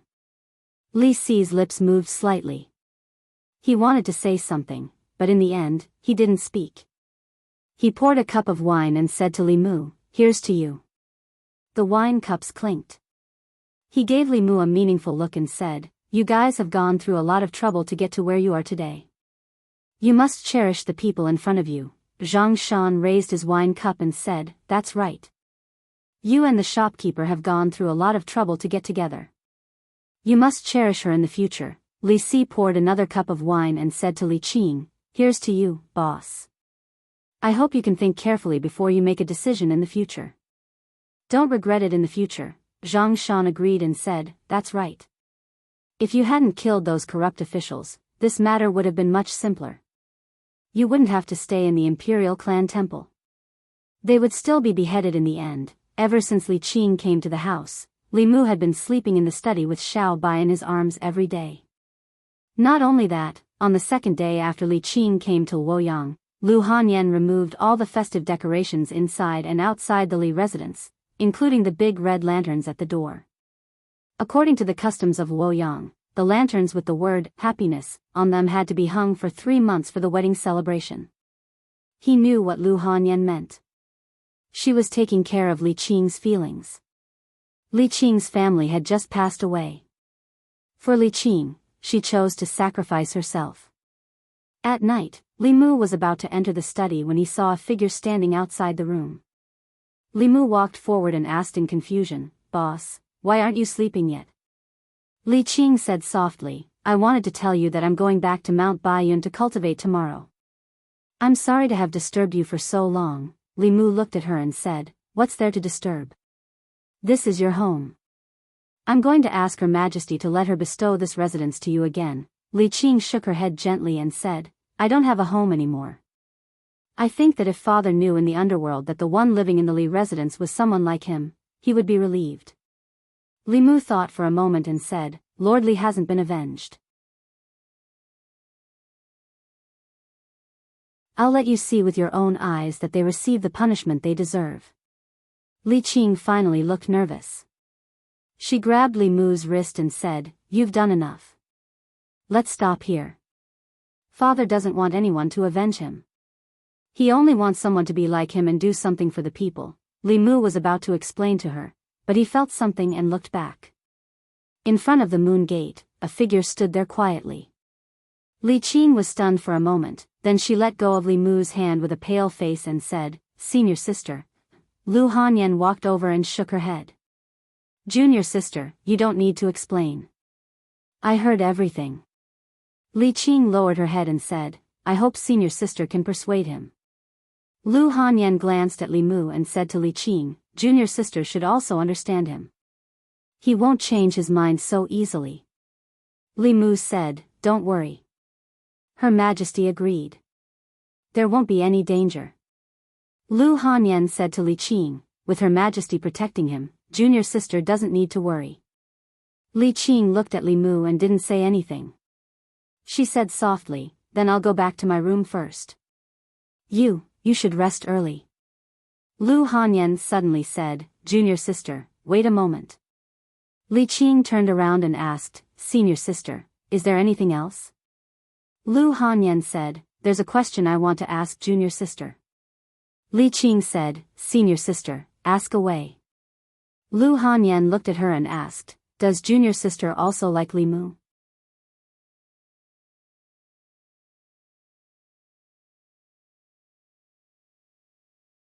Chapter 375. Li Mu had already prepared to return to his room to sleep. When he heard Lu Hanyan's words, he suddenly quivered and hurriedly said, What are you talking about? Lu Hanyan glanced at him and said, Men shouldn't interrupt when women are talking. A trace of nervousness and panic flashed in the depths of Li Qing's eyes. However, after she met Lu Hanyan's gaze, that trace of panic gradually turned into calmness and indifference. She remembered what Li Si said before she left Yangqiu County. Li Si said that in terms of relationships, it was always easier to take a step back than to take a step forward. If she took a step back now and regretted it in the future, she would have to take more than one step forward. By the time she regretted it, someone would have already walked in front of her. In fact, she regretted it, but it was already too late because someone had already walked in front of her. Li Qing looked at Lu Hanyan and said calmly, Yes, I have liked him since a long time ago. However, senior sister, don't worry. I won't fight with you for anything. I will leave tomorrow morning. She wanted to deny it against her will, but if she denied it this time, she would never have the chance to say it again. Li Mu looked at Li Qing with an indescribable feeling in his heart. Lu Hanyan sighed softly and said, Actually, the one who should leave is me. This is your home. The person he liked in the beginning was also you. I just took advantage of the situation. Li Qing shook her head and said, This is my own choice. I should also bear the consequences. The person who has always been by his side is you. This is no longer my home. Its owner is you. I hope that the two of you can be united and grow old together. Lu Hanyan asked, What about you? Li Qing thought for a moment and said, I will stay in Baiyun Mountain and repay the sect's kindness. Lu Hanyan was silent for a moment and said, The one you should repay the most is not the sect, but a certain someone. Li Mu looked at Lu Hanyan. For a moment, he couldn't figure out her routine. Li Qing nodded and said, If you need me to do anything, I won't refuse. Lu Hanyan looked at her and said, Then give yourself to me. Li Qing looked at her with a stunned expression.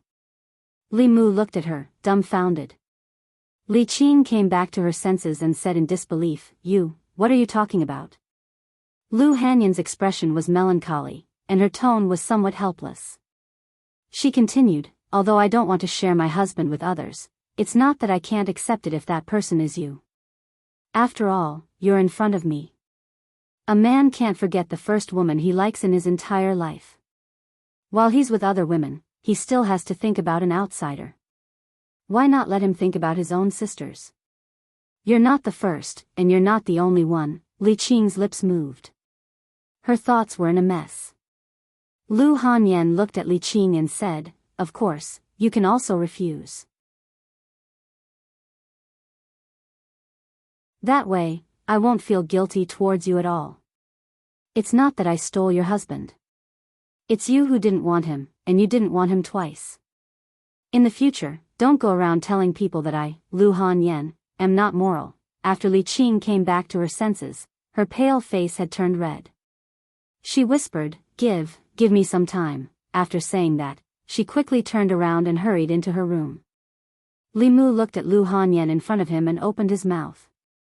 Lu Hanyan glanced at him and said, "I'll give you an hour at most. Then come to my room." Seeing her turn around and leave, Li Mu was stunned for a long time. In the end, he pinched his thigh to make sure that what had just happened was not a dream. If this was not a dream, then happiness came too suddenly. After coming back to his senses, he slowly walked to the door of Li Qing's room. Her door was not closed. Li Mu walked in and saw her sitting on the edge of the bed with her head bowed. Li Mu did not say anything. He just silently walked to her side and sat down. The two of them sat in silence. After a while, Li Qing slowly leaned her head on Li Mu's shoulder. This was the closest she had been to Li Mu since they met. Li Qing softly said, "Actually, when we were in the Imperial Clan Temple, I wanted to lean on you like this."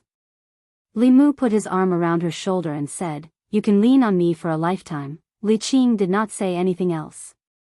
She quietly leaned on him for a while and then said, "Go to senior sister's place. Right now, she needs you more than I do." Li Mu nodded slightly and said, "I'll watch you rest." Li Qing lay on the bed and covered herself with the quilt. She looked at Li Mu and said, "Go." Li Mu walked out of her room and helped her close the door.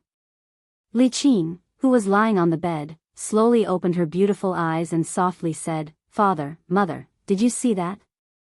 Qing also has someone to rely on." Li Mu walked into Lu Hanyan's room. Lu Hanyan was sitting on the bed. She did not raise her head and asked, "She agreed?" Li Mu did not answer. He walked to her side and asked, "Why did you?" Lu Hanyan unhappily said, "If I don't ask her, should I wait for you to ask her? At that time, the one who will be angry will be me. So why don't I ask her myself?" Li Mu said, "What I mean is, why did you suddenly do this?" Lu Hanyan looked at him and said, "It's not sudden. From the day she appeared in Chengdu, I thought about it. Your feelings for her are not something I can compare to. If you run away with her one day, what should I do?"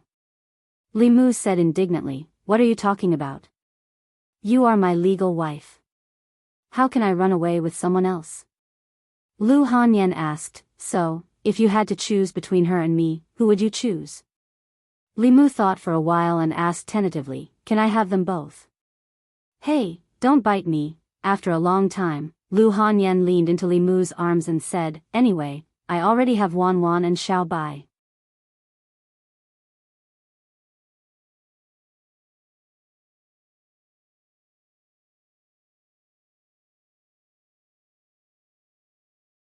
Chapter 376. In the past 3 days, Li Mu had developed a feeling that life was more beautiful than this. He even thought of resigning from his position and living in seclusion. Returning to Baiyun Mountain, he could focus on cultivation and enjoy the happiness of having 2 wives. Wouldn't that be perfect? The reason why he gave up on this idea was because he thought of the Empress. Even if he were to leave, it would be after helping the Empress clear all obstacles and repaying her for recognizing his worth. Of course, he also wanted to take revenge on his father-in-law. Although the case had caused a stir and the whole country knew about it, the outcome was not satisfactory. The main culprits were all pardoned by the death exemption medallion. Only one of them received the punishment he deserved. As for the other accomplices, the 3 provinces only fined them a few months of their salary to maintain the stability of the court. It seemed that the price of framing a fourth-rank official was only a few months of salary. As far as they were concerned, this matter was already over. But for Li Mu, it was just the beginning. He stretched out his hand. The ring on his finger flashed and a booklet appeared in his hand. It was the evidence of the crimes of some of the officials of the old party that Zhou Zhong had collected over the years. Most of these people were the ones who joined forces to frame Li Yi. As the assistant minister of the Ministry of Justice and deeply trusted by the old party, it was easy for him to use his position to collect the evidence. The crimes of these people varied. Li Mu took out a piece of paper and wrote down a series of names. After thinking for a while, he circled one of them. Wang Luan, who was the minister of the Ministry of Personnel at that time, was the one who submitted many memorials asking for Li Qing to be severely punished. Li Mu was not holding a grudge, but there were so many people that he had to start with. He left the secretariat, walked out of the palace gate, and walked toward the Ministry of Justice. In the assistant minister's office of the Ministry of Justice, Yang Lin leaned comfortably on a chair and sighed in his heart. He had thought that he would have to endure for many more years to reach the position of assistant minister before he retired. But who would have thought that the Ministry of Justice would undergo such a great change? Countless people were eyeing the position, but in the end, he took advantage of it. Yang Lin's gaze inadvertently looked out of the window. A figure flashed by outside the window. Yang Lin immediately stood up from his chair and walked to the door. Lord Li, do you have any instructions for the Ministry of Justice? Although his rank was already higher than Li Mu's, in the imperial court, rank did not represent everything. In front of Li Mu, he still maintained his respect and humility. Li Mu handed him a document and said, "There is a case here."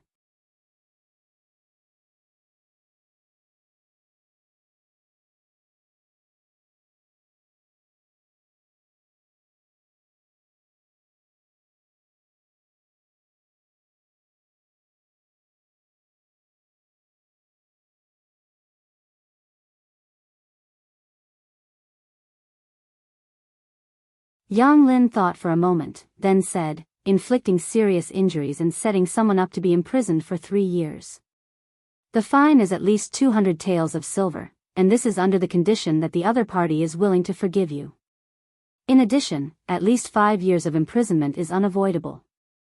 As for how much you can reduce, it will depend on Manager Wei's performance." About 15 minutes later, Wei Peng slowly walked out of the court. Wang Luan asked, "What were the results?" Wei Peng said, "Forget it." Wang Luan was pleasantly surprised. "His sentence has been waived?" Wei Peng said, "The fine is waived." He was only sentenced to 20 years of imprisonment. Wang Luan was stunned for a moment. When he came to his senses, he grabbed Wei Peng's collar and said through clenched teeth, "What did you say? Just how did you argue?" Yang Lin hurriedly said, "Lord Wang, watch your actions." Your actions. He had just finished speaking when several figures walked into the Ministry of Justice. They looked at Wang Luan and asked, "Are you the director of the Ministry of Personnel, Wang Luan?" Wang Luan was furious. He said unhappily, "I am." "Who are you people?" Crack. 2 of them pressed down on Wang Luan's arms. Another person put shackles on his wrists and said, "The Imperial Clan Temple has investigated. In the past few years, you have abused your power for personal gain many times. When evaluating officials, you were severely unfair. In addition, in order to get your son off the hook, you used your position as the director of the Ministry of Personnel to put pressure on the Ministry of Justice. This is also a serious violation of the law. Come with us to the Imperial Clan Temple." Wang Luan said in horror, "What are you saying? I am an official of the Imperial Court. You have no right to do this. You still know that you are an official of the Imperial Court?" The official from the Imperial Clan Temple glanced at him. He waved his hand and said, "Knowingly breaking the law. This is an additional charge. Take him away." Seeing Wang Luan being taken away, Yang Lin sighed and said, "I told you long ago not to stand up for others when you shouldn't. You just wouldn't listen." Outside the Ministry of Justice, the officials from the Ministry of Personnel were dumbfounded. Everything was fine in the morning. They had just come out for lunch and the director was taken away. The onlooking commoners were also discussing. This family, both the father and son, were arrested. What a sin. The father committed a sin, and the son committed an even greater sin. They could have been released after a few years as compensation. Now, they have been locked up for 20 years. When will they be released? Manager Wei's defense is really amazing. This is nothing. Just last month, there was a murderer who was sentenced to be banished to the army.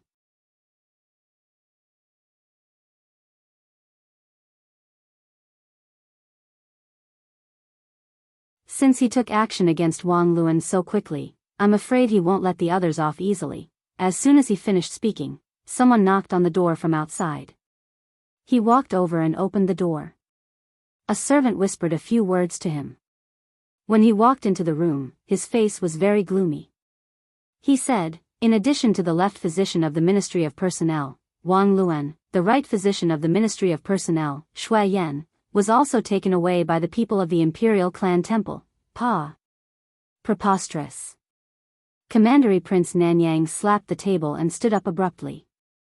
He said angrily, what is he trying to do? In the Li residence, Li Mu held Li Qing's hand and said, those people from back then, don't even think about escaping. Lu Hanyan glanced at Li Mu and coughed softly.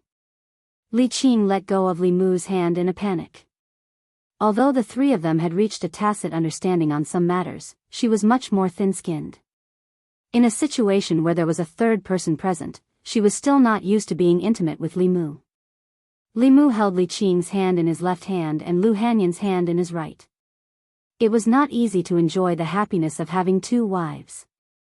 If they could not be impartial, it was only a matter of time before the harem caught fire. Lu Hanyan looked at Li Qing and asked Li Mu, when do you plan to officially welcome her into the Li residence? We have to prepare in advance. Li Qing shook her head and said, there's no need to go through so much trouble. Although Lu Hanyan and Li Qing were both women, their understanding of marriage was completely different. Lu Hanyan's heart was still that of a secular woman. She hoped to have a romantic and ritualistic wedding. Li Qing entered the Fulu school when she was very young. She had the carefree and casual nature of a cultivator. When cultivators practiced dual cultivation, as long as the two of them were willing, they could enter the bridal chamber at that time and skip all the tedious procedures. Lu Hanyan shook her head and said, that won't do. If others know, they will think that I have mistreated you. Li Qing insisted, there's really no need. As long as the three of us can be together forever, that's enough. 3. Lu Hanyan looked at Li Qing and seemed to realize something. She looked at her with a strange expression and asked, junior sister, you don't think that Wan Wan and Xiao Bai are just our maids, do you?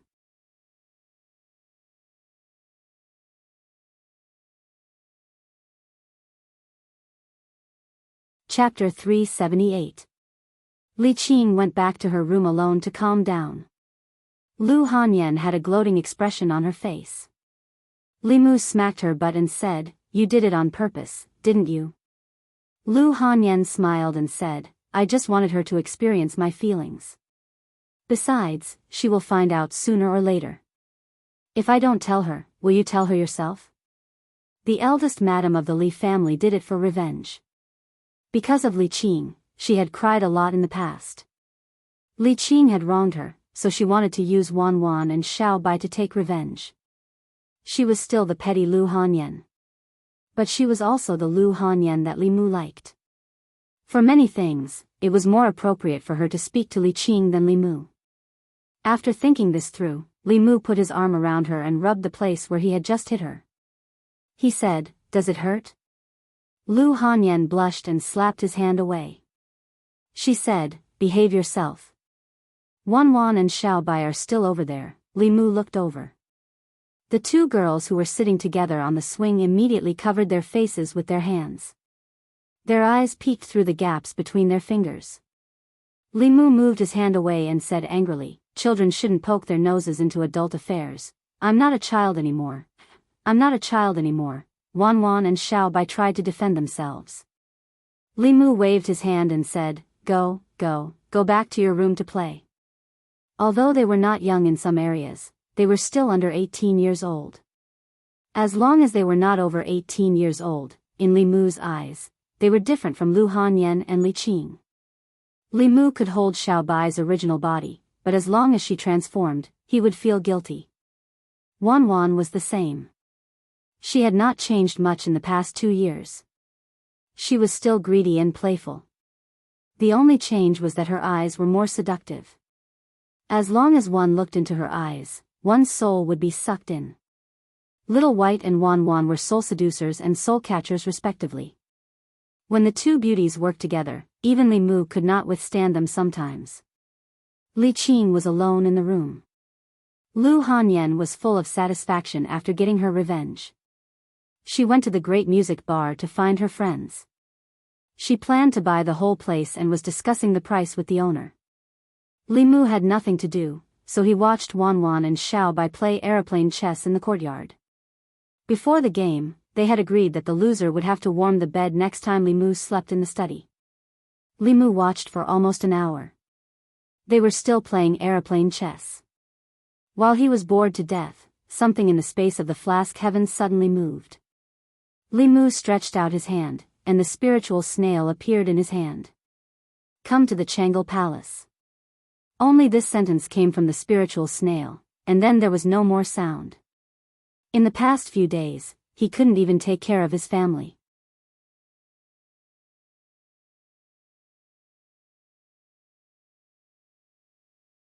In the past, there were people who transplanted them and used their mana to carefully cultivate them. However, the fruit was small and bitter, so no one tried it again. This kind of fruit was usually transported from the southern counties.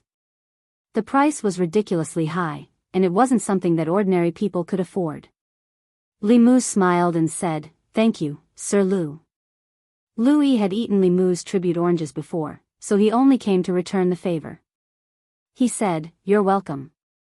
He was about to leave when he saw a piece of paper on Li Mu's table. He asked, "What's this?" Li Mu said casually, "Oh, this. I have nothing to do, so I practice writing. Sir Li is really elegant." Lu Yi smiled and complimented him. He left Li Mu's office, but he couldn't help but be curious. Who would practice writing using a person's name? Wang Luan, Qian Long, seemed to be the left and right doctors of the Ministry of Rights. The names after that, Ai Tong, Wu Sheng, Chen Guang, sounded familiar. They seemed to be the officials of the Imperial Court, Morning Court. A few days ago, the Imperial Court was in turmoil, and there was a big change that hadn't been seen for many years. Today, the change that affected countless officials finally calmed down. The Morning Court regained its tranquility. But soon, some officials found that the court today seemed to be too quiet, as if there were suddenly a lot of people missing. Some of the officials looked around and saw that there were indeed some empty seats in front, behind, left, and right.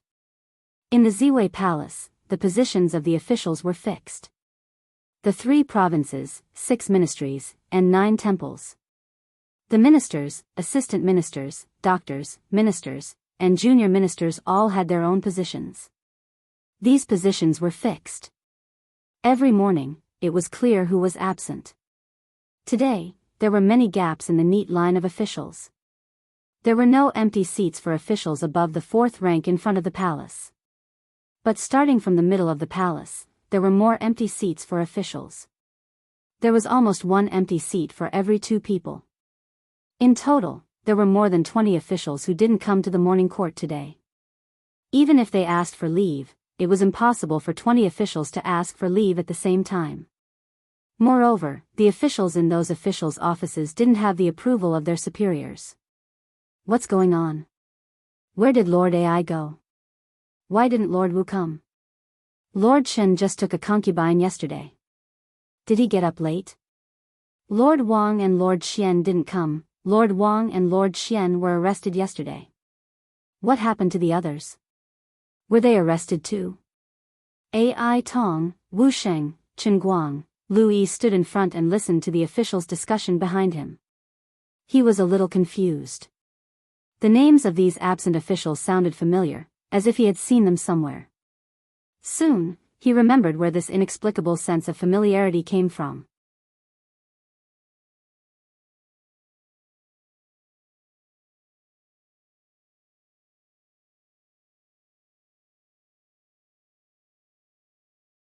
Chapter 379. Boom! The two explosive talismans pasted on the gates of the Gao mansion exploded under the control of his transcendence energy. With a loud bang, the two gates of the Gao mansion collapsed. The gatekeeper of the Gao mansion stood in the courtyard and stared at the collapsed gates in a daze. His mind was blank. His master was a respected figure in the fairies' capital. Even if he was no longer the assistant minister of the Ministry of Personnel, he was still the elder brother of concubine Gao, a relative of the royal family.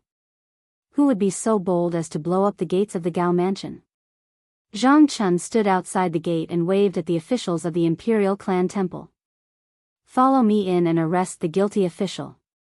The loud noise at the gates had already alerted the people of the Gao mansion. In a split second, more than 10 maids and servants rushed out from various places.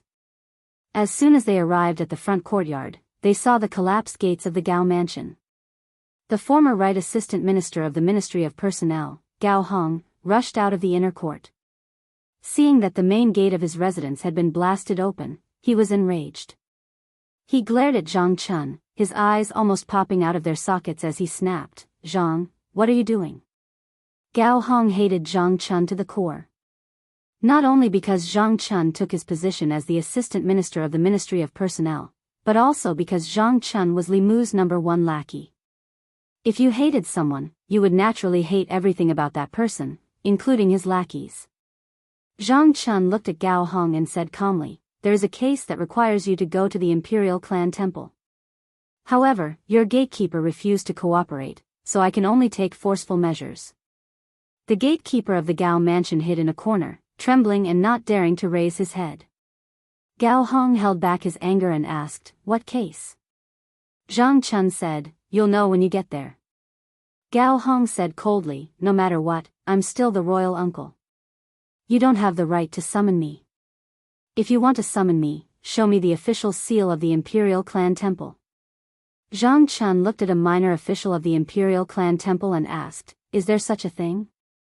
The minor official nodded and said, "Lord Gao's sister is the son of the former emperor's concubine, concubine Gao of the Western Palace. To summon a member of the royal family or a relative of the emperor, you need the seal of the Imperial Clan Temple Master. Indeed, Lord Gao does not have this authority." Zhang Chun looked at Gao Hong and said, "You want the abbot's seal, right? Wait a moment. I'll be right back." Gao Hong's face darkened as he watched Zhang Chun leave with his men. Since Zhang Chun dared to come knocking on his door, he must have gotten hold of something that could be used against him. He couldn't figure it out at the moment. As he walked out of the main gate of the Gao mansion, Zhang Chun looked back and said, "Before I return, you are not allowed to go anywhere. If you leave the Gao mansion by 10 feet, you will be considered a fugitive. The Imperial Clan Court can arrest you or execute you." Gao Hong's face darkened, but he still retracted his foot. He walked back to the Gao mansion and said to a servant, "Go to the royal prince's mansion of Nanyang and inform the royal prince of this." On the way back to the Zongjing temple, Zhang Chun muttered, "The Gao manor doesn't look small. There should be 5 entrances, right?" A minor official beside him said, "The Gao residence is a standard 7-section mansion." 7. Zhang Chun thought about how his mansion only had 4 entrances, and there were only 2 maids and 2 servants. Just now in the Gao residence, there were almost 20 maids and servants who rushed out in an instant. Zhang Chun's heart was filled with envy. At this moment, the minor official continued, "That's nothing. The royal prince of Nanyang's mansion is the bigger one. It has 10 entrances and 10 entrances. He has 13 wives and concubines, and each of them has their own independent courtyard. Each of them has a senior maid and 4 junior maids. There are artificial mountains, ponds, and beautiful pavilions in the mansion." Zhang Chun thought about his dream of living in a 5-section mansion before he retired. He shook his head and said, "The layout is too small." The group walked through the palace gates and returned to the Zongjing temple. They didn't know that the imperial court was in an uproar. The number of officials in the imperial court was mysteriously reduced by more than 20. The morning court could no longer be held. Some officials even guessed that the powerhouses of the demon sect had sneaked into the fairies' capital and killed these officials to create chaos in the imperial court. After that, Mr. May clarified that the demon sect had nothing to do with this.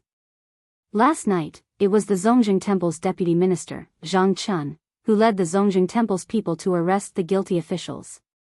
He told the officials not to worry. It would have been better if Mr. May didn't clarify. After he did, the officials became even more worried. What? These officials were all arrested?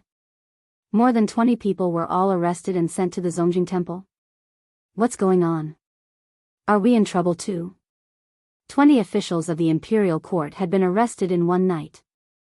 Without knowing the reason, all the officials in the Great Hall felt threatened, especially those who were close to these two. They were even more frightened. At some point, an official seemed to realize something.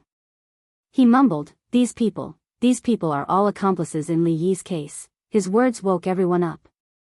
The officials counted the people who were absent today and were shocked to find that all of them were related to Li Yi's case.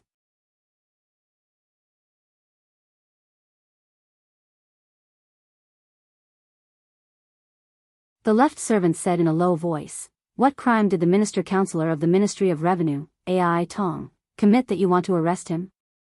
Zhang Chun said, "The minister-counselor of the Ministry of Revenue, Ai Tong, took advantage of his position to embezzle taxes from the imperial treasury." "What's wrong with me arresting him?" The left servant was shocked. He asked, "Do you have evidence?" Zhang Chun said, "The evidence is conclusive." The left servant said, "Minister of Imperial Treasury, Wu Sheng." Zhang Chun said, "Minister of Imperial Treasury, Wu Sheng, used his power to threaten and sleep with young girls. The youngest of those girls was only 8 years old. Shouldn't he be arrested?" The left servant moved his lips and said, "Then the Minister of Imperial Treasury, Chen Guang." Zhang Chun continued, "The Minister of Imperial Treasury, Chen Guang, allowed his younger brother to commit crimes and invade private residences. He bribed the Ministry of Justice to get his younger brother released and exonerated, breaking the law. What's wrong with me arresting him?" He looked at the left servant and said loudly, "There's also Wei Chong from the Taichung Temple, Wang Ning from the Taichung Temple, and Zhuo Xian from the Ceremonies Department.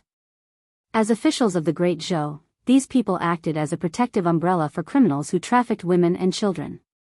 Shouldn't they be arrested?" He listed the crimes of these more than 20 people one by one. The officials in the court were shocked. They had never heard of such things before. Since Zhang Chun dared to arrest them, then the Imperial Clan Temple might really have evidence of the crimes of so many officials. But how did they find out about these hidden things? Among the officials, some of them realized something. They lowered their heads and squeezed out 2 words from between their teeth, "Zhou Zhong."